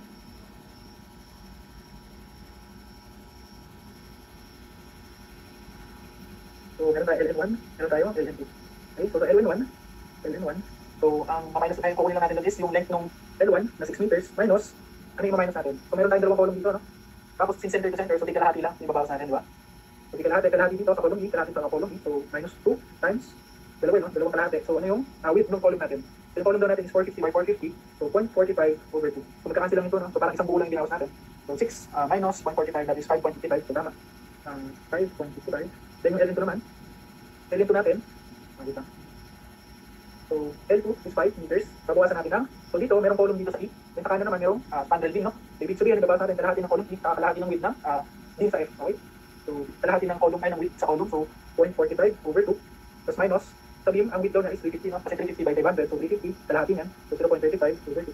So ano yung L2 natin? So 4.6. Okay, so 4.6 meters. Okay? So ano pa? Meron tayong W, meron tayong LN, so pwede na natin mag-solve, no? Pwede tayo mag-solve. So 37. 37 maximum moment on beam DEF. So buo, no? Okay? Dahil lahat ng question natin nakapokus sa beam DEF, no? Doon lang tayo yun lang yung gagawin natin, no? So ngayon, kapag ACI coefficient, ang pinakamaganda niyan, kasi ang mga tanong kasi max for maximum, no? So maganda, ako ang ginagawa ko kapag ganito, ilalagay ko na sa beam mismo yung mga coefficient, no? Para titingnan ko na yung beam, para hindi ako tingin dito sa table. Okay? So ganun yung ginagawa ko, so ganun yung gawin natin. So i-isa-isahin natin. So una, ano yung coefficient dito sa anong part to? This is the interior face ng exterior support. So alin dito yun sa table, tingnan natin sa table. Interior face of exterior support, so ito yun. Kung negative siya, no, hindi natin support. Then ang tanong, ano ba siya? Integrally with support na spandrel beam or supporting column? So obviously column, no? So ang coefficient pala natin dito is 1/16. Okay? Pero negative siya, no? Negative 1/16. Okay? Then dito sa gitna naman. Okay, sa gitna. So pag gitna yung moment, so that is positive, no? So dito tayo titingin. Ngayon, ang tanong, ano siya? End span or interior span? So since 2 span na lang to, 2 span continuous din. So pareho yan, end span yan pareho, no? Kasi 2 span continuous din lang. So end span yan pareho. So dito tayo. Ngayon, ang tanong, ano ba siya? Discontinuous and integral with support or unrestrained? Kung makikita natin, column pareho yung support na. So obviously, restrained siya, no? So pareho may column. So that is integral with support. So that is 1 positive 1/14. Yun yung coefficient dyan. Then yung next dito, okay, ito ang tawag dyan. That is exterior face of first interior support, no? Ito yung first interior support, no? Tapos ito yung exterior face niya. So anong coefficient dyan? So exterior face of first interior support, so ito yun. Then ang tanong, ilang span? So obviously 2 span lang, no? So 2 span, so ibig sabihin 1/9, no? So negative 1/9. So sa kabila, ganun din. Okay? Sa kabila, same lang. Kasi yung kabila, exterior face din ng first interior support, so that is also negative 1/9. Okay? So ito, mid span. So mid span siya, so positive siya, no? So dito ulit tayo titingin, positive. End span siya, no? Nakita natin kanina, end span siya. So ito na lang dalawa. Discontinuous and integral support, tsaka discontinuous and unrestrained. Ngayon, kapag ganito kasi, kung mapapansin niyo, yung isang support niya is spandrel beam. So kapag ganyan, medyo hindi tayo sure kung integral support niya siya or unrestrained. So kapag ganyan, mag-base tayo sa given, sa question, no? Sa question, sa mismong given, walang sinabi, no? Walang sinabi info about dito. Walang sinabi. Pero, take note dito sa number 39, sa 40, ang sabi, sa 39 daw, try natin, no? The torsional resistance of beam CFI are not sufficient to restrain beam DEF. So ano yung sabihin nun? So sa number 39 ang sabi, yung torsional resistance daw nitong F, no? Yung connection ng beam DEF sa CFI, no? Is not sufficient daw. So kapag ganun, unrestrained, no? Unrestrained. So ibig sabihin, wait ang taas natin ba? So sa number 39 daw, unrestrained daw yung ating ilalagay, no? So ibig sabihin 1/11 to, positive 1/11. Okay? Pero sa 40, ang sabi naman sa 40, the torsional resistance of beam CFI are sufficient naman, no? Sufficient to restrain beam DEF, no? Ibig sabihin sa 40, okay, sa 40, ang consider naman natin is integral with support siya, no? Kasi kaya raw i-resist yung torsional resistance, no? Yung torsion dito, kaya raw i-resist. So dito, ang ilagay natin sa number 40 is positive 1/14. Okay? Okay. So sige. Then dito sa F, ito ano rin siya, no? Ito. So negative moment din siya kasi sa support. Negative siya. Ngayon ano ba yan? Interior face siya ng first exterior support, no? So ito siya. So dalawa yung choices natin dyan. Integrally with supporting spandrel beam or supporting column. So obviously, supporting spandrel beam to. So 1/24. Okay? So this is negative 1/24. Okay? So ngayon, pwede tayo magsagot. At least ngayon, tuloy-tuloy na, no? Kahit di na tayo tumingin sa table. Okay? So 37 maximum moment ang DBF. Yung maximum moment. So regardless ng positive or negative. So ngayon, ano ba maliit ko yun? Diba? Maximum hinahanap natin. So kailangan natin is yung pinakamaliit na denominator. No? So ano yung pinakamaliit dyan na denominator? So ito ano, no? Negative 1/9. So ibig sabihin yung gagamitin natin. Okay? So M max is equals to W, then Ln squared over 9. So solve natin natin. Okay? So sige, pagin na natin. W natin, nasolve natin kanina, 38.4. Ngayon, itong Ln, take note. No? Kapag negative moment, no, nakalagay yan dito, no? Nakalagay yan dito. Kapag negative moment, Ln natin is average, no? Average yung dalawang adjacent span. So yung adjacent span natin is ito. Ito. So therefore, i-average natin siya. So 5.55 plus 4.6. Okay? Then raised to 2 yan, ma-average na. Over 9. So sagot natin sa number 37.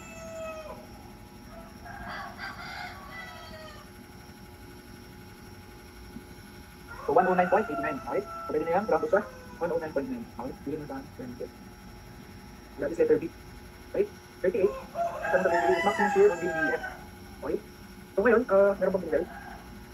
Okay, so sa table na ito, wala pa lang binigay, no? Kasi diba sa shear, meron din yung sariling table. So, pero madali lang naman, no? Kasi sa shear, dalawa lang naman yun. So, for shear, dalawa lang naman yun, ano? Yung isa is, exterior. Ay, hindi, tama, exterior face. So, first, interior support. Tapos yung isa, others na, no? Other faces na ba? Other faces. Okay? Ang pinakaiba lang nila, diba, merong 1.15 na? 1.15 na coefficient. W, L, W2. Then sa ibang cases, W. Pero supposedly dapat bibigay talaga yan, yung pati sa shear. Siguro na hindi lang nalagay dito. Pero ito naman, madali lang din naman tandaan kasi isa lang naman yung may iba, may exterior face of first interior support point. So siguro kung hindi man mabigay, maganda, familiar din kayo dito sa 1.15 na multiplier. Okay? So maximum shear, so obviously, mas mataas yung may multiplier, no? Mas mataas yan, so yun yung gagawin din natin, no? So So, Vmax equals to 1.15 W ln over 2. Okay, so 1.15 W is 38.4. Sinod natin kanina. Ay, anong ln gagamitin natin, no? Anong clear span? So, diba? Or ito. Since nasa numerator siya, para maging maximum natin shear, so syempre dapat yung mas mataas din na, yung larger na clear span. So, ln1 natin is 5.55, ln2 natin is 4.6. So, obviously, mas mataas yung 5.55. So, yun yung gagamitin natin na clear span. Okay? 5.55 over 2. Okay, so, anong maximum shear natin? 122.544, no? 122, pwede na 122.5. Sino mo ba? Okay? Pero pag hindi po sinabing maximum shear, ay ang gaganito po ba ay ang other cases. Kapag hindi sinabing maximum shear, magbibigay siya ng point, no? For example, kapag hindi sinabing shear, maximum shear, ang pwedeng tanong dyan, determine the shear at support D, no? At support D, at support F, no? Kasi kapag hindi sinabi maximum shear lang, so mahirap yun, no? Kasi hindi natin alam kung anong aling point, pwedeng dito yun, pwedeng dito, pwedeng dito. Kaya kapag hindi sinabi maximum, kailangan tinalagay kung aling point, no? Kung point B ba, or point F. Okay? So, sige. Number 39. Number 39, determine the maximum positive moment EF. So, ito na yung kanina, no? Yung beam EF daw, so ito. So, EF na, so EF. Ano rin maximum positive moment dyan? Kapag internal resistance are not sufficient. So, ito yun, no? So, actually, nilagyan na natin kanina, di ba? So, madali talaga kapag ito, no? Nilalagyan na agad natin yung coefficient solution beam. Okay? So, sa 39, ito yung gagamitin natin, 1/11, no? So, Mmax sa EF equals sa W ln over 11. Okay? So, 38.4. LN natin. Ngayon, since positive to, hindi naman average yung ginawa dito. So, per span. So, ano yung length natin sa span na to? So, LN2 is 4.6, diba? So, 4.6 raised to 2 over 11. Okay? So, anong sagot siya? 39. 73.87, no? 73.9. Okay? That is letter C. And 40, same lang din, madali lang. Kasi nilagyan na natin kanina. So, sa 40 naman, 1/14, no? Kasi sabi naman doon, sufficient naman to restrain, no? Sufficient naman to restrain. So, Mmax. Type na kayo kung may question, no? Tingnan natin wait din yung magiging agad, si 39.40. W, so this time, yung coefficient is 1/14. Okay? 1/14. So, 38.4. Length natin is 4.6 pa rin, kasi BEF pa rin, no? Yung sinusol natin. Over 14 naman this time. So, anong answer natin sa number 40? 58.038, okay? 58.038. So, ganyan natin 58.038. So, moment pala ito. Kulang ito per meter lang ito. Okay, so this is letter D. Okay, letter D. Okay? Ito pa sa tayo 37 to 40. Itong 41 to 43 naman, ang kinoconsider naman dito is yung slab load, no? So, may separate na binigay dito, no? Ang sabi, sa 41 to 43, ang gagamitin natin is slab load, no? Pumigilan na 15 kVA. Okay? So, sige. Copy siguro natin ito. Ito, copy natin ito.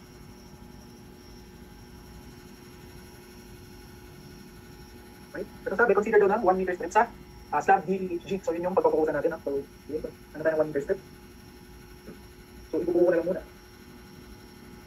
So, let's say ito yung 1 meter strip. So, 1 meter yan. Ayan, 1 meter yan, no?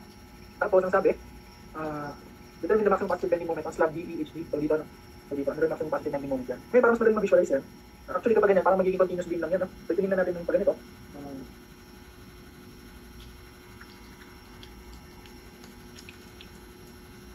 Parang ganyan lang yan, no? So, ito yung AD, yung A. So, kung patingin natin pag ganyan, no? Sa, ganyan yung view natin, no? Dito natin siya tinitingnan, okay? So, AD, sa BD, okay? Yung length natin, yung S ang gagamitin. Pero, same yung sa kanina. Tandaan nyo pag ACI coefficient, naging clear span. So, kahit ito yung consider natin, kukunin pa rin natin yung clear span yan. So, kunin natin yung clear span. Sige, 40 yun. Tapos. So, SN na. So, yan same lang naman. So, isa lang ito solve natin dyan. So, sige, ano yung SN natin? So, equal siya sa S. Ano yung S natin? S natin is 2.5. Ngayon, ano yung support niya? Ano yung pinapatungan na slab natin? Yung pinapatungan na slab natin is dalawang beam, no? So, beam yung support natin, no? So, ibig sabihin, yung i-minus natin para ma-1 clear span is dalawang kalahati. Dalawang kalahati ng beam. Dalawang kalahati, no? So, under width ng beam, 350 by 500, so yung width is 350. So, minus dalawang kalahati ng width ng beam. So, cancel lang ulit ng 2. So, parang buo lang ulit na yan sa atin. So, 2.5 minus 0.35. So, 2.15 ng ating clear span. Okay? Ito, 2.15. 2.15. Ngayon, nataas natin ito. So, ngayon, bigyan tayo ng slab load, no? Pero kailangan kasi natin dyan is, naka-uniform load, no? Kasi yung ACI coefficient table natin is WU yung kailangan, no? So, ito, convert natin ito. 15 kVA, convert natin sa uniform load, no? So, convert natin siya. So, paano ba mag-convert nun? Tulad kanina, iba ano lang, area load or slab load, bumultiply lang natin sa atin ng tributary width. Ngayon, ito madali lang kasi ang tributary width na pinapagamit sa atin is 1 meter strip, no? 1 meter strip. So, gagawin lang natin, itong 15 kVA, tatans natin sa 1 meter. So, ano kakalbasan yan? So, nagiging 15 kN per meter strip times 1 meter. So, sa times 2 ito. Magiging 15 kN per meter lang din. Okay? So, yan yung ating W. Okay? So, kompleto na, no? Meron na tayong W, meron na rin tayong clear span. So, pwede na tayo mag-solve, no? Pwede tayo mag-solve. So, 41. Okay? Ano yung natin sa 41? Maximum positive bending moment on slab UHG. Okay? So, titingin tayo dito. Positive. No? Positive bending moment daw. Okay? So, ang sinasabi dito raw, okay? So, So ano ba siya?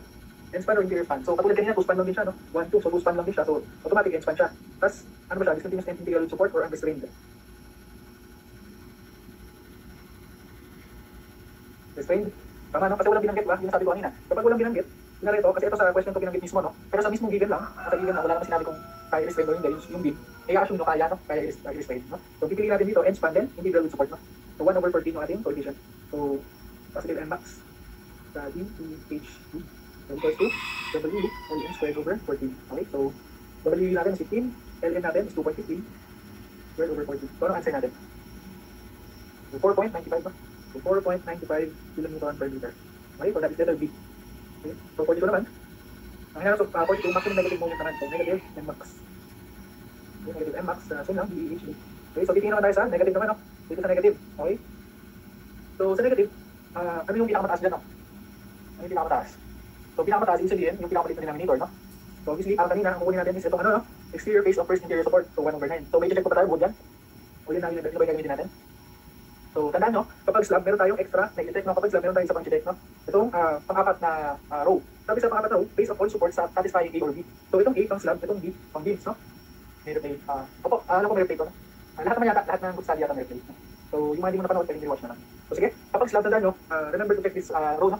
Face of all support satisfying A or B, no? Sa A for slab siya, B for beams. Itong B kasi hindi masyado kong hindi masyado kong nag-govern, no? Kasi hindi na itong ginapagit sa problem. So ito, hindi masyado pag beam. Pero pag slab, ito, may times din na nag-govern to. So sabi, slabs with span not exceeding 3 meters, no? So ano ba yung span length natin?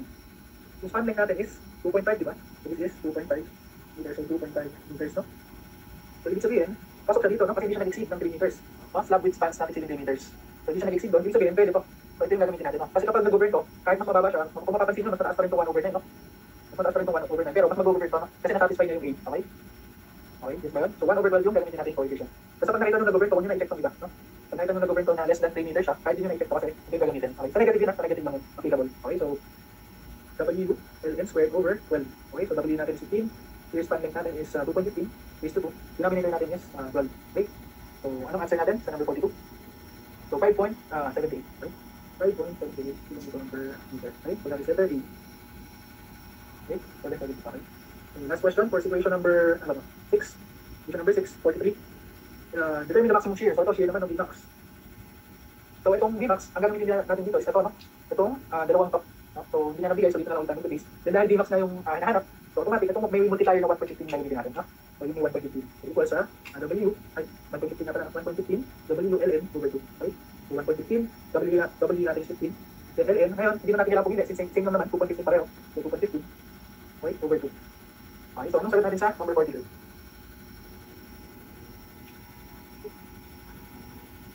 Okay, so 18 point, excuse me. So 18.54 kilonewtons of shear.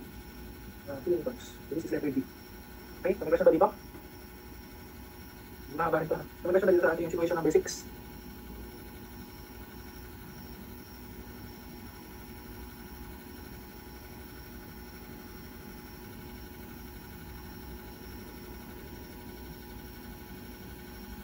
May question po ba sa situation 6?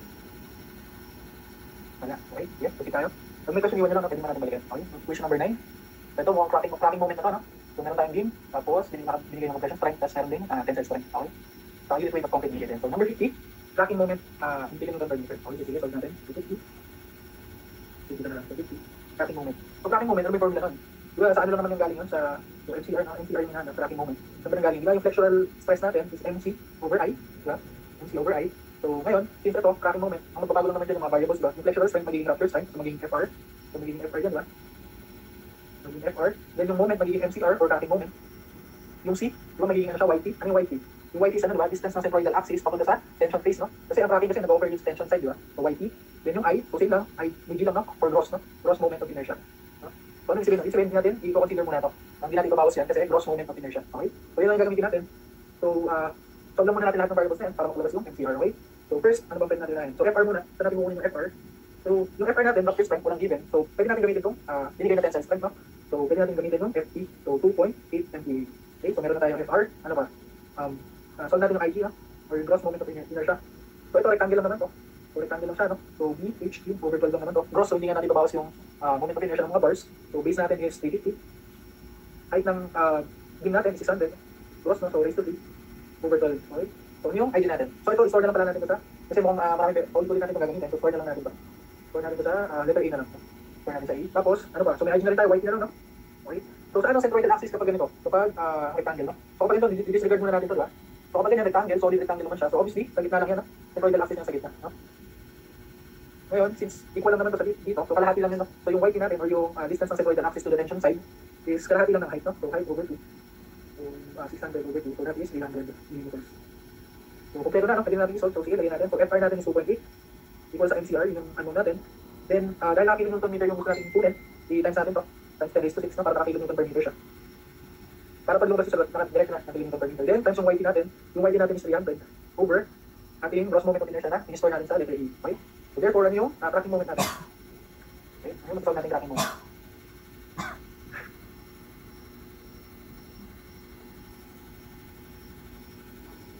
Exact ba? 8.8. Okay, so 58.8 kilonewton per meter. Kilonewton meter pala, okay? So this is letter D. Letter D.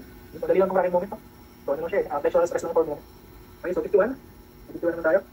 Calculate the uniform load in addition to beam weight that will cause the section to begin to crack. Okay? So ano ba ito? So itong beam kasi is simple span daw, no? So simple span na 6 meter. So sige, gawin natin.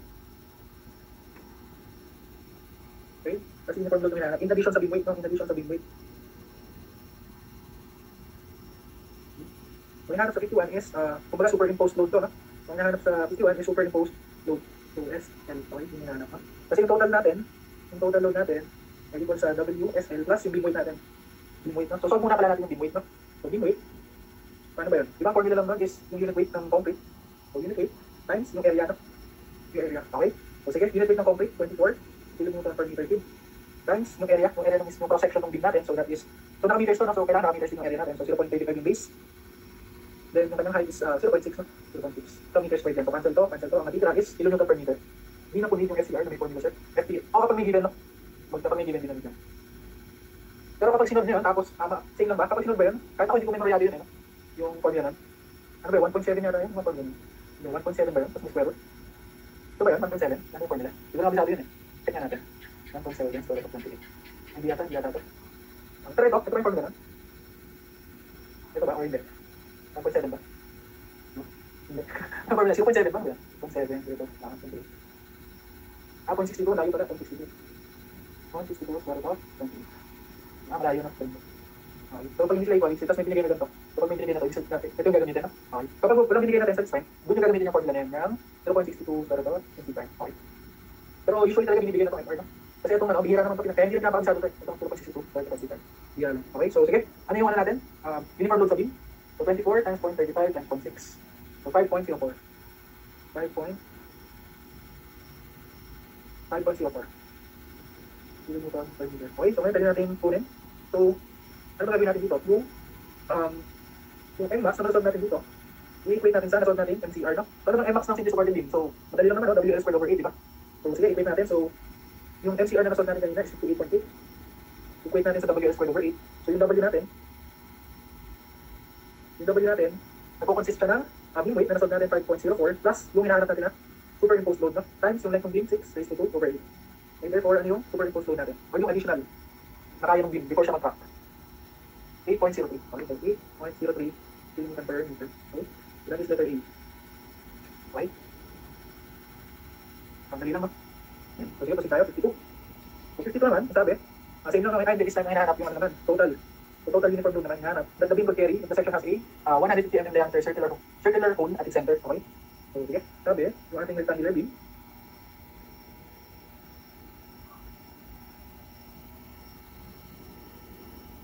meron daw circular hole sa gitna, no? Okay, meron daw circular hole. Tapos ang diameter? Ang diameter daw is 150 mm.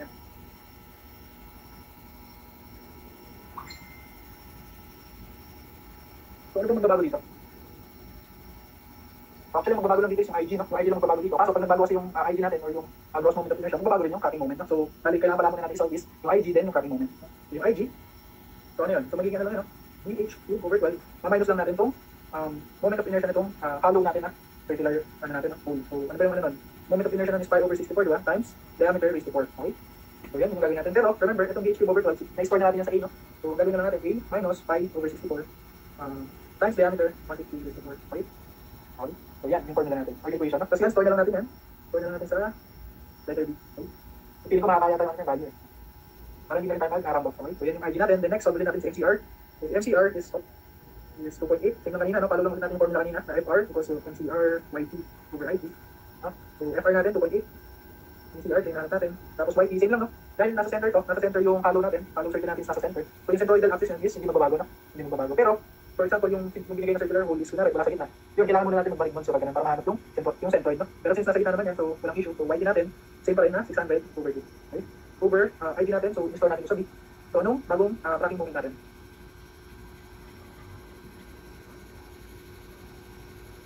Anong bagong tracking moment natin?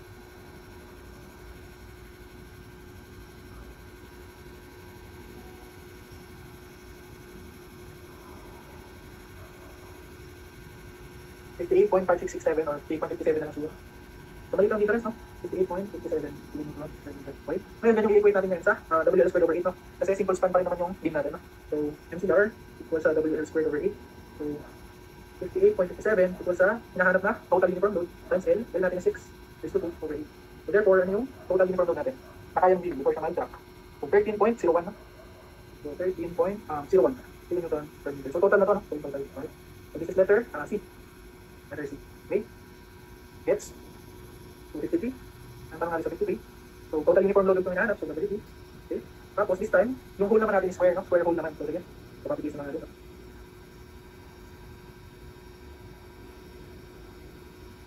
So, this time, square naman yung hole natin. Okay.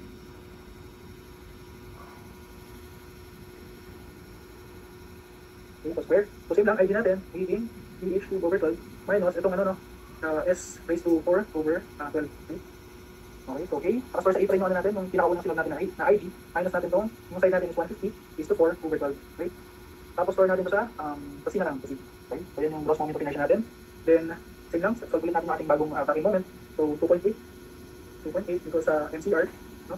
So hindi pala dapat meron ito. No? Hindi natin ito na, times 10 raised to 6. Times 10 raised to 6. Then 300 yung ano natin. No? So since kanina sabi, sa center pa rin, no? At center. So dahil center pa rin siya, temporal axis natin, hindi magbabago. So, sorry, nagdag yata yung ano, no? Nagdag pala yung iPad. Ayun, okay na yata. Okay. So, dahil nasabi, center pa rin. No? So, yung temporal axis natin, hindi magbabago, no? So, hindi pa rin siya. So, yung YT natin is 600 over 2 pa rin. Okay. Then yung IG, na-store natin sa C. So, therefore, ano yung bagong tracking moment natin? 58.41, okay? 58.41. So, minimal lang talaga yung difference. Then, since kanina, equate lang natin yan. So, 58.41, equate natin sa WL squared over 8. So, WT, yun yung unknown. L natin is 6 pa rin, raised to 2 over 8. Therefore, ano yung total uniform load? Bilis ah. So 12.98, okay? So 12.98. Feeling ito per meter. This is letter A. Right? So may question ba dito? Isa ito sa mga madadaling topic sa RCD, no? Maganda master na master nito para pag lumabas, no? Tracking moment. RCD. May question ba dito? So iwan lang kayo na question, no? CR break na tayo, siguro 2 minutes. CR break na tayo, 2 minutes.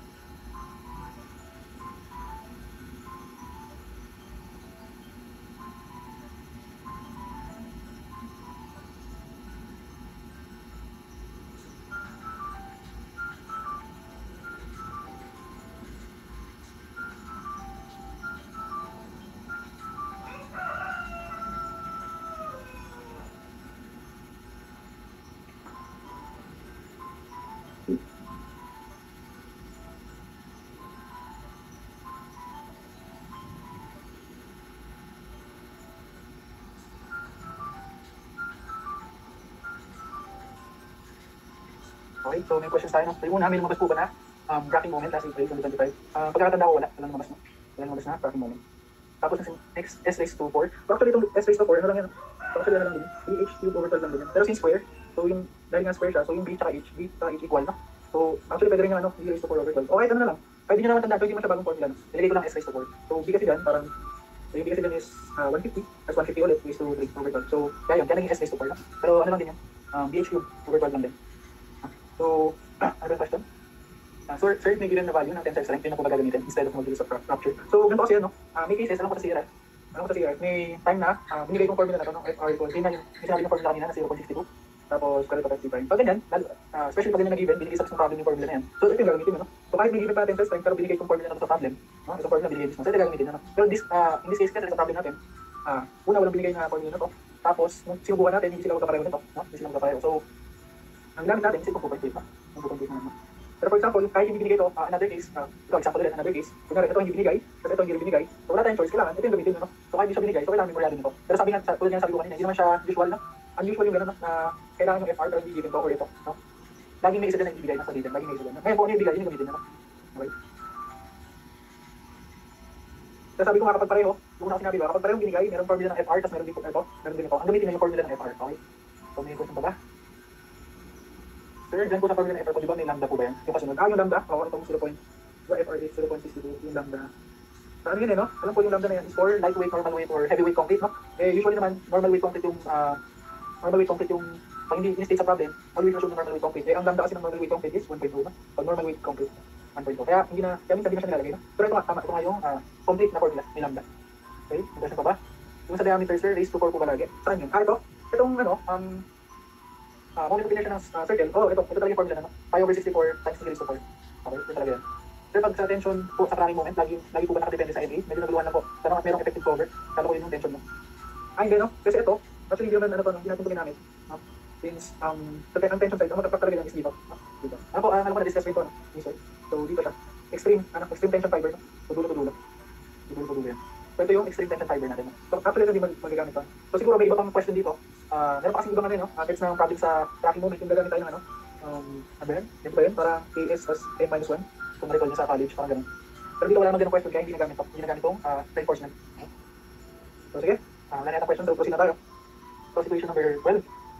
Okay, so given yung info sa beam, okay, tapos meron yung tensile reinforcement, tapos sa concentrated load, dead load, no? Sabi concentrated dead load, tapos bigyan tayo ng load combination, no? So, sige, drawing muna natin yung beam. Okay. So, meron dito clip. Meron dito. And meron dito sa gitna. Okay. So, ngayon, since based sa question, magkukumpi tayo ng ano, so RCD problem to, no? So, kailangan ultimate load yung ating loadings, no? So, yung loadings natin, i-convert natin, isa pa lang. Computer natin. So, 1.2, dead load, yung dead load dito is 2P, so 2P. Okay, so ano yan, 1.2 times 2P is 2.4 na tayo, no? 1.2 times 2, so 2.4. So, this is 2.4P, so yeah. 2.4P. Okay, then yung isa, 1.2, then yung dead load is P. So, yung center, 1.2P. So, yun na yung ultimate natin na loadings or factored loads na yun. Pero parang pagkuha ng Y10, yung nasa medium bars, ganun pa rin po ba? Actually dito, hindi natin siya nagamit talaga, no? Hindi natin siya nagamit kasi ginagamit ito sa ibang types ng problem, no? Sa ibang types ng cracking moment problem, no? Yung nakita ko kanina, yung parang ginagamit yung ano eh. Yung i-convert, yung parang may ganito KS and mention. Actually, hindi ko medyo pinag-focusan yung review kasi, nabanggit ni sir niya, parang hindi naman siya labasin, no? Pero ano ko sa pleasure ni, ituturo ni sir yun, no? Yung kung saan magagamit to. Magagamit yung reinforcements, no? Sa pag-solve ng cracking moment. Pero ibang type siya ng cracking moment problem. Dito sa problem na to, mismong situation na to, so sa questions, hindi siya need gamitin ng reinforcements, okay? Kaya hindi magmamatter kung nasaan yung bar. Dito lang, sa mismong model na to, equation, no? Pero merong types ng problem, ano pa sa refresher, may bibigay si sir na ganun, no? Kung saan magagamit yung bars, yung reinforcements. Okay, so sige, balik tayo dito. Okay, so dito may reaction yan. May reaction. Dito rin meron. So, lagyan naman natin ng ano, so let's say this is A, this is B, C, this star A, this star C. So, basically sa problem, kailangan natin malaman yung ano, no, moment. Dito sa 64, kailangan natin malaman yung maximum positive bending moment kasi mag-design tayo sa ano, no? Hindi, dito sa 64 at 65, investigation problem, no? Kailangan natin malaman yung maximum value of P based on negative bending moment, no? So, kailangan natin makuha dyan, negative Mmax, then dito based on positive, so positive Nmax naman, no? Dito naman sa 63 design problem, so number of bars naman yung kailangan natin alamin. So, kailangan din natin ng MU naman dyan, no? MU. Okay? So, sige, before natin masolve yung moment, solve muna natin reactions, no? So, sa initial moment tayo sa C. Initial moment tayo sa B. Dito 0, then, hindi pala equal to 0 yan. So, sa A na lang tayo muna mag-moment. Sa A. Then, clockwise positive. So, ano yung iikot? So yung 1.2p, ikot yan, 1.2p, then, pagkita lang muna natin ito. So 1.2p ang kanyang moment arm is 3.2, no? So 6. Ano ba? Itong 2.4p, clockwise din siya. So plus 2.4p, moment arm niya is 2. So itong RC, counterclockwise, so negative, RC, moment arm naman niya is 2, so 4, goes to 0. So therefore, ano yung RC natin? So disregard nyo muna yung ibalik nyo na lang mamaya. So magiging ano dyan, 1.2. So 1.2 times 6 plus 2.4 times 2. Tapos tatranspose natin sa kanan yung RC times 4. Pag tinranspose natin sa kanan, multiply sa by yung 4. So magiging 3. Okay, magiging 3P. So mamaya na natin lagay yung 200, no? Kasi, explain ko mamaya kung bakit in terms of P muna. Kung bakit in terms of P muna yung ginagawa natin. Okay, so RP. Then, summation for this vertical tayo. Para makuha naman si RA, no? So RA plus RP, kakasod lang. So 3P minus 2.4P minus 1.2P. Okay, equals to 0. Therefore, RA natin is, so in terms of P muna natin siya isolve, no? So RA natin is 2.4 plus 1.2 minus 3. So 0.60. Okay, 0.60. Okay? So ngayon, para matalabas yung negative maximum moment, positive maximum moment, kailangan natin mag-cut, tapos isolate. So papipisin na natin ito. Okay?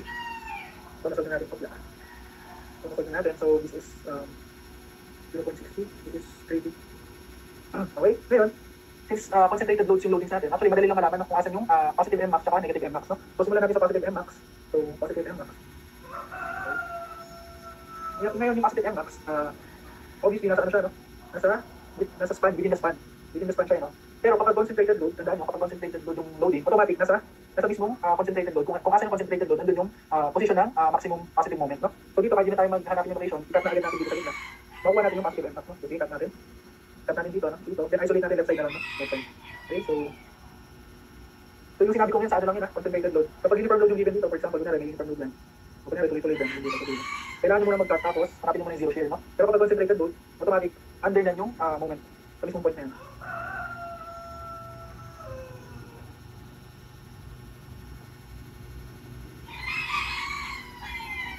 Okay, so relate niya, moment lang tayo, so this is B, no? So summation moment lang tayo sa B. Okay, then since left part yung isolate natin, so clockwise positive. Okay, so ano lang i-ibig yan? Ito lang, no? Kasi ito, ano sa line of action ng B. So isa lang yung i-ibig, so 0.6P, no? 0.6P times moment turn nyo na 2. So yung moment turn na, so equals sa MB. Okay, so yung MB na yan na rin yung Mmax natin, positive Mmax. So 0.6 times 2, so 1.2. So therefore, MB equals to positive Mmax equals sa 1.2P. Okay, then yung ano naman, negative Mmax naman. Tingnan natin negative Mmax.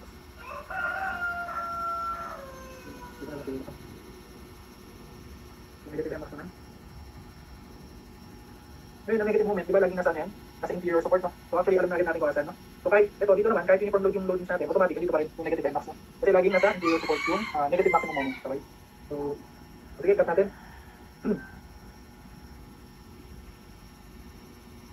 So, this is 1.2P. So, ito yung kinap natin, no? Yung kinap natin is yung support, then isolate natin yung right side, no? Right side, okay? So, meron reaction dito, no? At 80. Okay, then this is 2 meters. Okay, so, andito yung negative maximum moment sa C. So, moment ng tayo yan, so summation moment sa C. Then, since kanan yung isolate natin, so counterclockwise positive. So, ano yung ikot dyan? Actually, isa lang yung ikot, ito lang. So, 1.2P. Tapos ang ikot niya is clockwise, no? So, since counterclockwise positive yung sinet natin, so magiging negative to. So, negative 1.2P. Then, yung kanyang moment term is 2. Then, equals niya sa MC. Okay, so, therefore, yung MC natin, or yung negative maximum moment, ay equals sa 1.2 times 2, so 2.4P. Okay, so 2.4P. Okay. So, ngayon, sa 63, pwede natin i-solve. So, 63.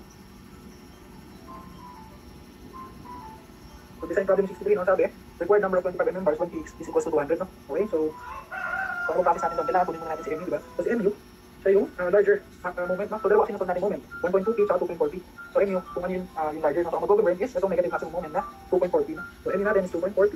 So, equals sa 2.4. Yung P natin is given sa question, so 200. So, 2.4P is equals to 2.4 times 200 is 480, no? So, this is 480 kilonewton per meter. Okay? Then, proceed na tayo sa ating process. So, ang gagawin lang natin dito sa ano ba? MU is equals to TMM, di ba? TMM, no? Ngayon, ang gagawin natin yung formula ng MM dito, di ba? Pairing tension or compression. So, gamitin lang natin is compression, no? Para isa lang yung unknown. So, ang gagawin natin is C, tapos D, minus A over 2. Okay? So, mangyayari dyan, magiging 480. Tapos times 10 raised to 6, no? Para magiging Newton millimeter. Tapos, equals sa P. Yung P, i-assume natin na tension control, so 0.9. Okay, 0.9. Then, yung formula ng compression natin, compression force, so 0.85. FC prime, and FC prime natin. FC prime is 28, okay? Then A, no? Ito yung ano natin, A, D. Okay, given yung D, so 350. 350 yung D. Okay, then D. Yung D, so ano yung D? Okay, so sa D, so pag pala natin, bigyan yung D, no? So yung D, ano siya, no? H minus So dito, concrete cover, effective concrete cover for C. Effective concrete cover. So, H natin is 600 minus effective concrete cover is 70. Okay, so 530. Meters, no? So 530 yung heat minus A over D. Okay, therefore, yung A natin. It's all lang yan, no? So 480 times 10 is 6 equals to 0.9 times 0.85 times 28 times 22. Then 530 minus 0 over 2.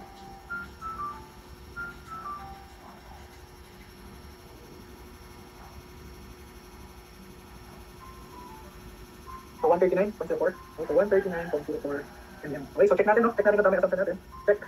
So C muna. So C is ano, A over beta. Okay, so A natin is kasolve lang, 139.04 over beta na 0.85. Okay, so ano yung C natin? Divide lang ng 0.85, so that is 163. 0.577, so 558 lang, no?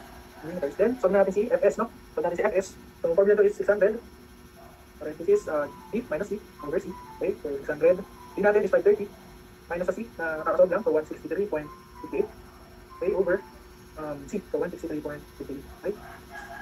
So ano yung Fs natin? So 1344, no? So 1344. So greater than siya ng 1,000 MPa. So therefore, tama yung assumption natin, no? Therefore, tension controlled. So tama na ginamit natin na P is 0.9. Then steel yields, no? Steel yields. So therefore, Fs equals to Fy. Okay? Ngayon, pwede natin solve si As. So C equals to 3 lang tayo, no? So C natin is 0.85. FC5 natin is 28. A, nasolve na natin si A, 139.04. Okay? Then B is given, 350. Equals yan sa AS. Yung hinanap natin, yung AS. Then Fs, no? Pero since steel yields, so magiging Fy na siya, no? So Fy given din ba? So Fy is 415. Okay? So ano yung AS natin? Therefore, AS is, ano?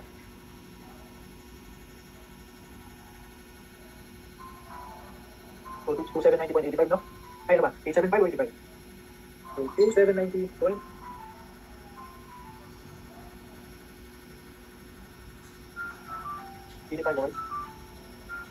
Okay. Then compare natin yan sa AS min, no? Saka AS max. Before tayo proceed, compare muna natin. Okay, so AS min. So 1.4 over Fy. Ano yung Fy natin? So Fy, BD. Okay, AS max naman natin, 0.85, 50 times, beta over Fy, times 3 over 7, BD. Okay, so 1.4, Fy natin is 415, B is 350, B is 530. Okay, dito naman sa AS max, so pakaligan yung value nito. So natin use, no?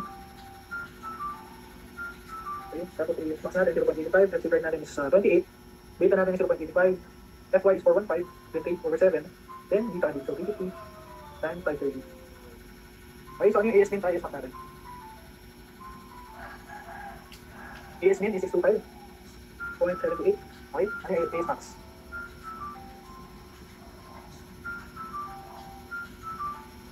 Ano yung AS max natin?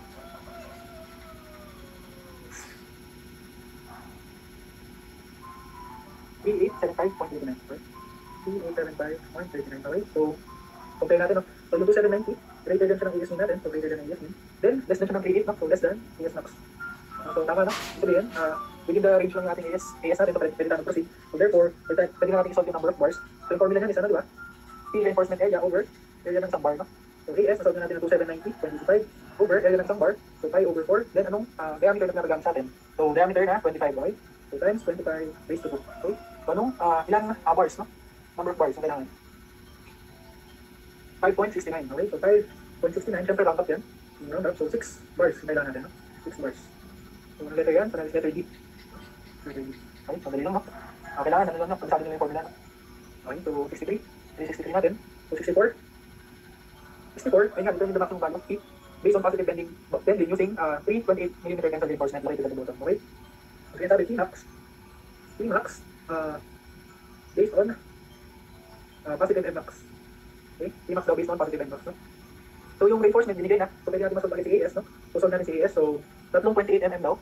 So 3 times pi over 4 times 28 raised to 2. So ano yung AS natin? 5885, okay? So 5885. Ngayon, may AS na tayo.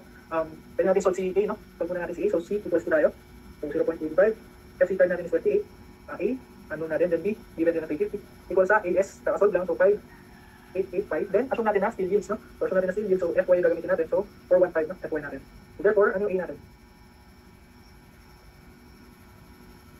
92.03, okay? So pwede pasolve na rin si C. So ano yung C natin? Then Fs natin. Okay? So C is ano, 92.03 over 0.25. Fs is 600, D is 530 minus C over C. 108.27 cc. So 108.27 over 1. So kasunod na rin si Fs, 108.27. Tama si Fs natin. So 23, no? 2337, so greater than siya ng 1,000. So therefore, ang gagamitin natin na key is 0.9.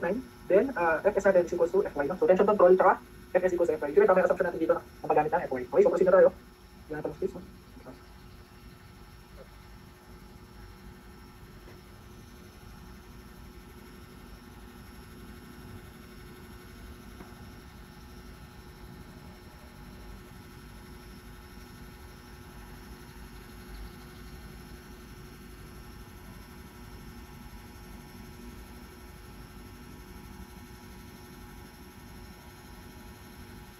Okay, so Fs equals to Fy. So, kanya natin solve si PMN, no? So, PMN. So, gamitin lang natin dito is, tension na lang, no? So, AS, Fy gamitin natin dito. So, AS, nasolve na natin. So, 5885. Fy natin is 415. Then, D. So, D natin is 530 minus A. A, nasolve na rin natin. So, 92.03 over 2. Okay, so, ano yung PMN natin? Okay, solve yung ating PMN.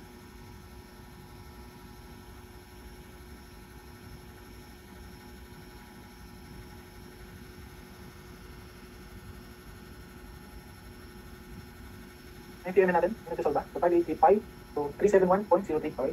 So 371.03, fill mo per meter. Ngayon, sabi kasi Pmax based on positive Mmax, no? So yung PMN natin, ito yung PMN, ay, oops, sorry, kulang ng PMN, kulang ng peak. So yung P, hindi natin nalagay na, so peak 0.9. Okay? So yung ating peak, PMN is 333, sorry, 333.925. Fill mo per meter, no? So yung PMN, equate natin sa positive Mmax, no? Okay, so yung PMN na nasolve natin, 333. So 333.925, equate natin sa positive Mmax. Yung positive Mmax natin is 1.2 P, no?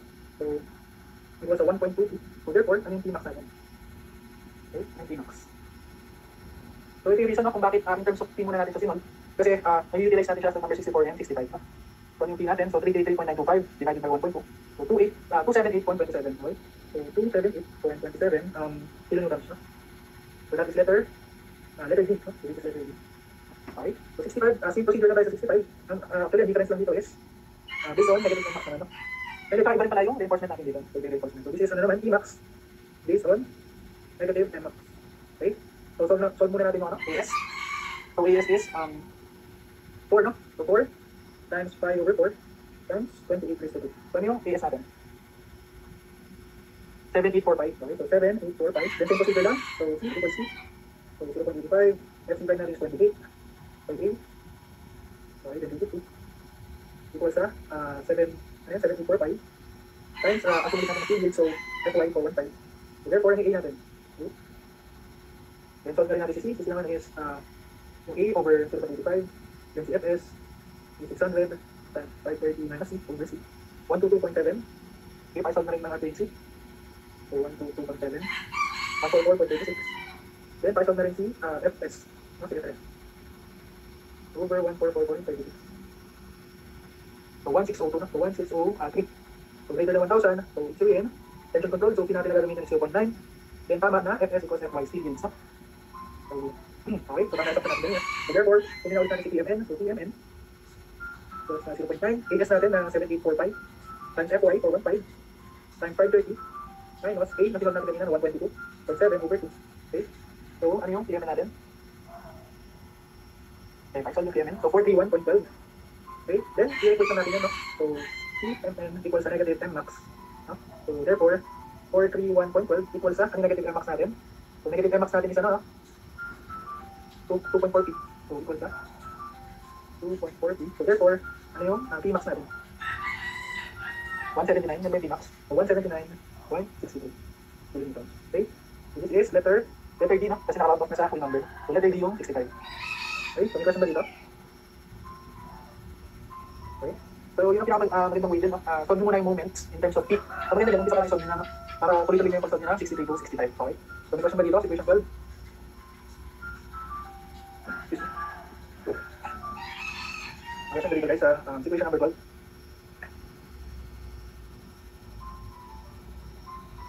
Pasiguro natin mag-solve na, no? Sa situation, no? Malinaw web sheet, okay. So sige. So ito, situation 13. So ito meron ano, no?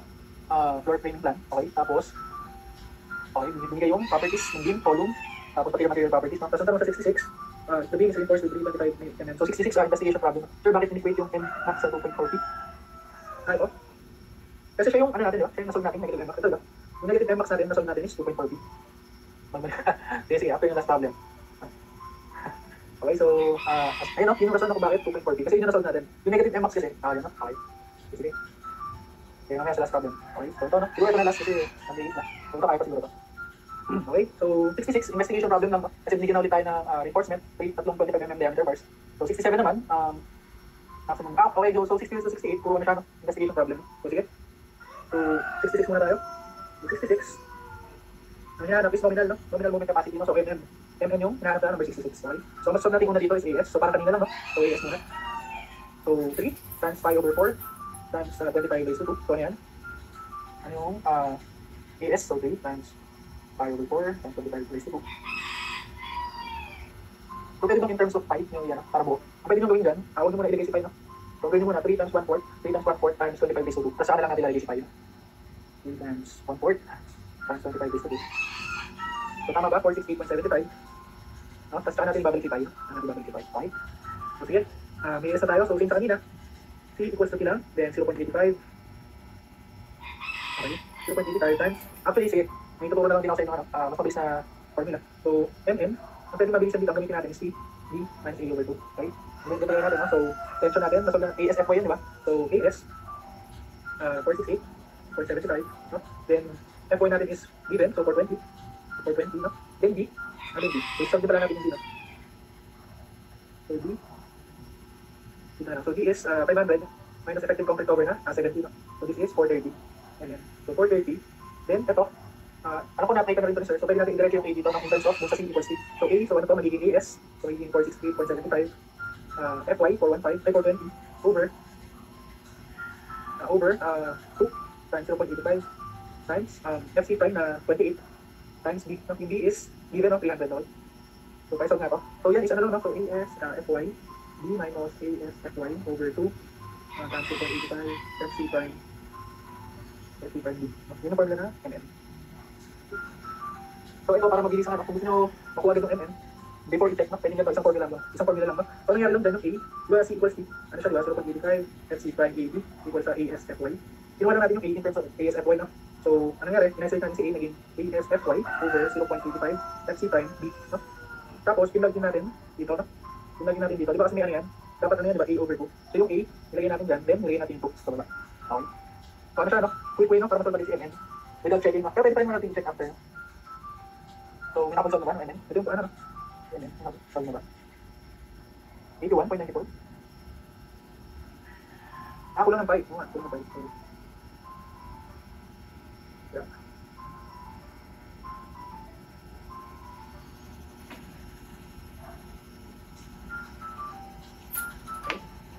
Ang sagot is 239.166 or 17, no? So 239.17.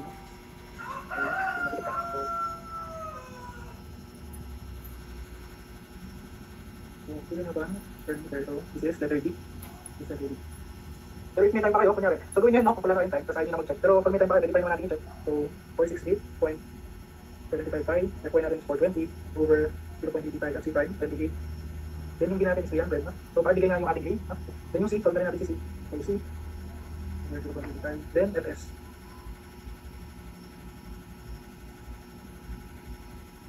Pwede pa kayo solve si A, C, tsaka FS.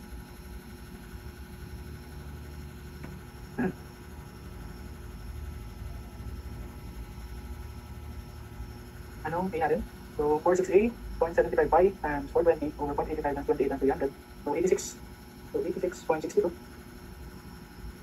C natin is 86.62 over 0.85. So 101.9. And dito 101.9 over 101.9. So 600 430 minus 101.9 over 101.9. So 1931. So greater than siya na 1,000. Okay? So tama lang, no? So P natin, therefore P equals 0.10. Then Fs equals to Fy. Potential control task yields, no? So ibig sabihin tama lang yung sagot natin kanina, no? Okay. So ito mabilis na siya, no? Wala kang time, no? Kailangan natin makuha ng nominal capacity. Okay, so yun yung 66, so 67 na. Okay, so 67. So same lang, no? Okay, so ang kinahanap naman dito is factor D for both, no? So the limit theory is using simple supports, no? So assume daw natin ang simple supports, no? Itong B, saka E. So sige, gawin natin. Assume i-assume na natin sa supports yan. But 2 times 7 nakukuha ko. Saan yan? Sa ano? MM ba yan? Saan yung 2 times 7? MM? Kasi solve natin. So 468.755 times 420. Then 430 minus 468.755 times 420 over 2 times 485 times 28 times 300. So 239 naman. 239.17. Double check ko lang yung ano siguro. Values baka lumabas na ba? Nakalabas na 239.17. Double check mo lang. So dito ang hinahanap is maximum factor uniform load, no? So W yung hinahanap, no? Okay? So yung length ng ating beam is 5 meters. Pero take note, sabi ko kanina, di ba? So pag nagbigay ng ganito, kung nagbigay ng column dimension, most probably, ang pinapagamit na length ng beam dyan is clear span, no? Clear span yung pinapagamit dyan, no? So ibig sabihin, ang gagamitin natin dito is clear span. So LN, so kailangan muna natin solve si LN dito. So si LN, okay, isa na lang yun, yung length na 5, no? So 5 meters. So bukasan natin ng dalawang column, no? Dalawang width ng column kalahati, dalawang kalahati ng column width. So yung column natin is 400 by 400, so 0.4 over 2. Dalawa yun, no? Tapos kalahati, so cancel lang dito. So yung clear span length natin is 4.6 meters, no? 4.6 meters. Okay? So ngayon, i-equate lang natin yung ano, yung MU. I-equate lang natin sa PMN, no? So yung MU by MU dito. So yung MU, simple support lang naman to. So ano lang yan? So WL squared over 8 lang yan, no? Okay? So pwede natin i-equate, no? So yung PMN natin is 0.9. Then yung MN na nasolve natin is 239.17. Equate natin sa W, ito yung hinahanap natin. Then yung L natin is 4.6. Okay, raised to 2 over 8, no? So therefore, ano yung factor uniform load natin, no? Maximum factor uniform load.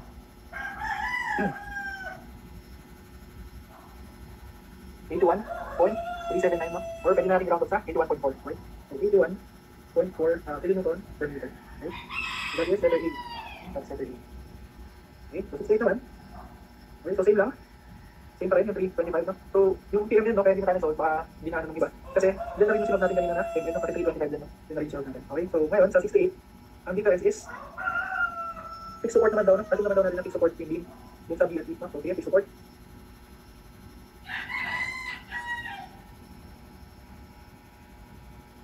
Okay, so yung LN yan, same pa rin. So LN, 4.6 meters, no? So yung uniform load pa rin yung hinahanap. Factor uniform load pa rin yung hinahanap, no? Okay. Ngayon, ang hinahanap kasi is sa midspan, no? Sa midspan, no? Same time na midspan din. Moment sa midspan. Okay.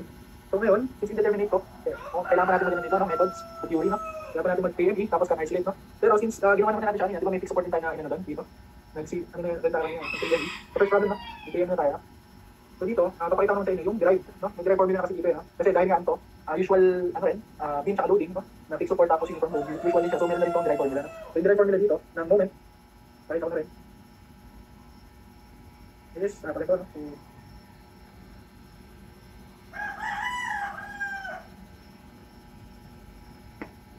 So pakita niya, no? So dito, this is WL squared over 12. Then ito, WL squared over 12 din, no? Is equal lang sila. Then ito maximum positive, ito is WL squared over 24, no? Okay. Yan, maganda ano nyo rin, no? Memoryado kasi usual din siya, no? Fixed support tapos uniform load, no? Maganda memoryado na rin yan. So ito yung positive M max. Ito yung negative M max. Okay. WL squared over 12. So sabi kasi midspan, no? So sa midspan, ito yung gagamitin natin, no? So midspan, okay? So yung sa kanina, MU equals to MN. Okay, MU natin this time is WL squared over 24. So lagyan natin, no? Ano yan? Moment at midspan. 6 and then leading from me. Okay. So W, so i-take lang natin, no? 0.9, then 239.17.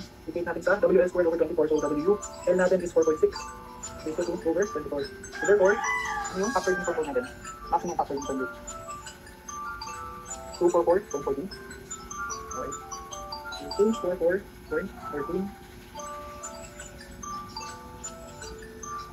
Okay. So, letter D. Okay, so malinaw ba yung ba? Okay. So, may question ba? Last problem na siguro natin ito, no? Kasi 8 na, no? Meron pa tayo na tayong 1, 2, 3, no? Kasi may kumahaba kasi yung ano yun. So, i-ano ko lang, no? Sasama ko lang sa solution, no? Sasama ko lang. So, may question ba dito sa ibang problems? May question ba? So, mga sunod natin. So, nakasayin din tayo, no? Kasi ba't ko i-darating lang natin. Third lang. Okay, so ito na natin yata. May tips po ba kayo? Paano kalalim ang mabuting coatings? Paano ba? So yun sa practice lang, no? Lalo na sa CRF, actually kung magsasagot kayo ng CRF, kapisan, parang every year, no? Every batch, merong coding talaga. So yun, siguro kakasagot ko nun. At saka syempre sa mga English sir, sa problem set ni sir.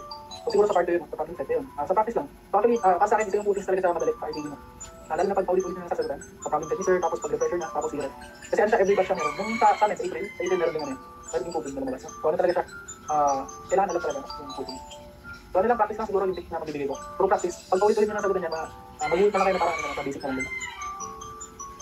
Timing po advice sa refresher. Mag-refresher na ba kayo? So sa refresher, ano ba? Ano lang siguro, sagutan nyo lang agad yung ano, refresher modules, no? Sagutan nyo lang agad, tapos after nun, pag nakita na kayo, after nyo sagutan lahat ng kaya sagutan sa refresher, then di ba manonood muna kayo, papanoorin nyo muna yung discussion ni sir. Tapos yun, sabayan nyo habang yung mga hindi nyo nasagutan sa refresher, sabayan nyo si sir sa pag-solve. Then after nun, kasi sa inyo na yung buong araw nyo after eh. Kasi refresher naman, wala nang problems eh. So medyo mas maluwag sa refresher. Pag yun, magbanak na kayo sa CS, no? Tatak na kayo sa CS. Sir, worth it ba sa takulunin ang SPM? Actually, nung ako, hindi ako nagkabisado nun. Ang mga kinabisado ko yung mga binabanggit ko sa inyo na usual. For example, yung mga sa support, no, sa extended, yung mga WL for BD4. Pero hindi kasi ako masyado nag-realize kasi tayo nga, di ba nga sa CDM, lahat kayo may direct doon. No? So ako hindi ako masyado nag-ano ng time sa pag-memorize. Kung ano lang yung na-memorize ko sa pagpapractice, yun lang na baon ko. Kasi CDM kasi, no, kaya mo i-direct talaga eh. So basta master mo yung CDM, lahat ng formula sa SPM naman kaya mo makalabas. Tsaka nung, for example, nung sa April, nung batch namin, di ba, yun nga, parang marami nga nagreklamo nun na, dahil nga, dami na daw minemorize sa SPM. Eh, nung time namin, parang wala, ang alam ko, walang deflection eh. Walang deflection, no? So sayang, no, yung mga kabatch ko na sobrang daming time na nilaan sa pagkakabisado ng formulas sa SPM. Kasi malaking kain din sa oras eh. Pero kung ayaw mo magkabisado, okay din. Pero ang tip talaga dyan, kung ano yung mga sinasabi ni sir na kabisaduhin mo, yun na kabisaduhin mo. Yung mga hindi, iasa nila lang sa CDM mo. Diba, sa CDM. Tip sa mga nakalitong tema and next problem, lalo ko sa figure. Then sa figure, ang mga best talaga dyan, yun nga, problem set, then sa refresher, meron din mga ibigay si sir na medyo mahirap na problem sa refresher, sa tema. Kapisad, no? Kapisad magbibigay si sir. Tapos sa CRF, no?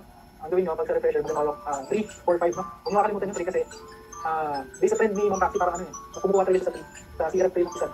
Nung sa 8 time, meron isang lumabas doon na, same figure, no? Sa isang problem sa CRF 3. Diba, parang kumukuha siya sa mga 2011 to 2013 na problem. So, yun, familiarization lang. Kasi, ang nangyari sa pisag kasi, diba? Kapag nasagutan mo na siya one time, yung figure na encounter mo na, pag nakita mo ulit yun, kahit iba yung problem, medyo ano ka na yun, medyo gamay mo na, no? Diba, mag-iingat ka na lang sa trap. Pero yung process, alam mo na.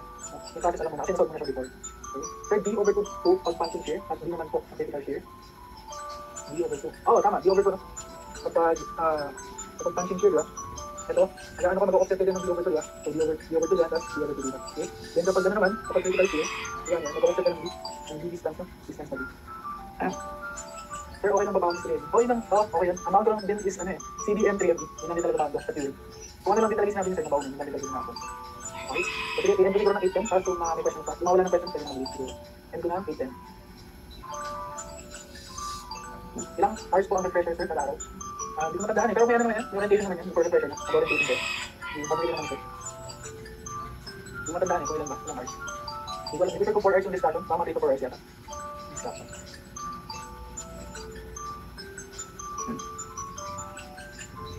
Sige, magkasi ko iba. Then natin ang dito. Malapit tayo maganda, no? Mapworks. Maganda yan, Mapworks.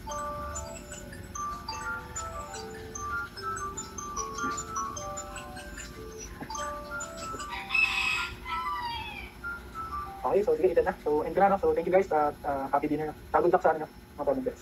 So, yung mga bago na nalabas. So, ito last question na siguro, no? Siguro yung mga bago, nung sa pisad, mayroong bago na lumabas din. Actually, every batch naman, may bago. Expect na may bago siguro kung laging meron din kung lalabas ng batch. Wala lang, ano lang, siguro keep your composure lang. Huwag masyadong mag-stress kasi nga, bago eh, no? So, hindi mo pa na-encounter. So, medyo ano nga siya, no? Medyo nakakaba, ganun. Pero pag ganun, try mo lang muna unahin, yung mga kaya mo, yung mga na-encounter mo na unahin mo lang. Then, pag may ano ka na, may momentum ka na, no? Nakapag-solve ka na siguro ng mga 3 situations, yun, tayo mo balikan, no? Ganun yung nangyari sa akin nung before. Meron din isang bagong ano eh, isang bagong problem na first time ko rin na-encounter. So, ano siya, mechanics problem sa'yo about sa friction. So, yun, una, hindi mo muna sinagutan eh, no? Kasi papangit yung momentum mo eh, pag hindi tayo sagutan, tapos hindi mo nasagot. So, hindi mo kumuha mo ng momentum, sinagutan ko muna yung mga kaya ko sagutan. Tapos ako, binalikan, no? Binalikan yung bagong mabas. Tapos yun, lahat naman ng concepts na kailangan tinuturo naman ni sir. Kaya nasagutan ko yun. Okay, so ayun na siguro. Thank you guys, good luck, ha? Okay, bye-bye.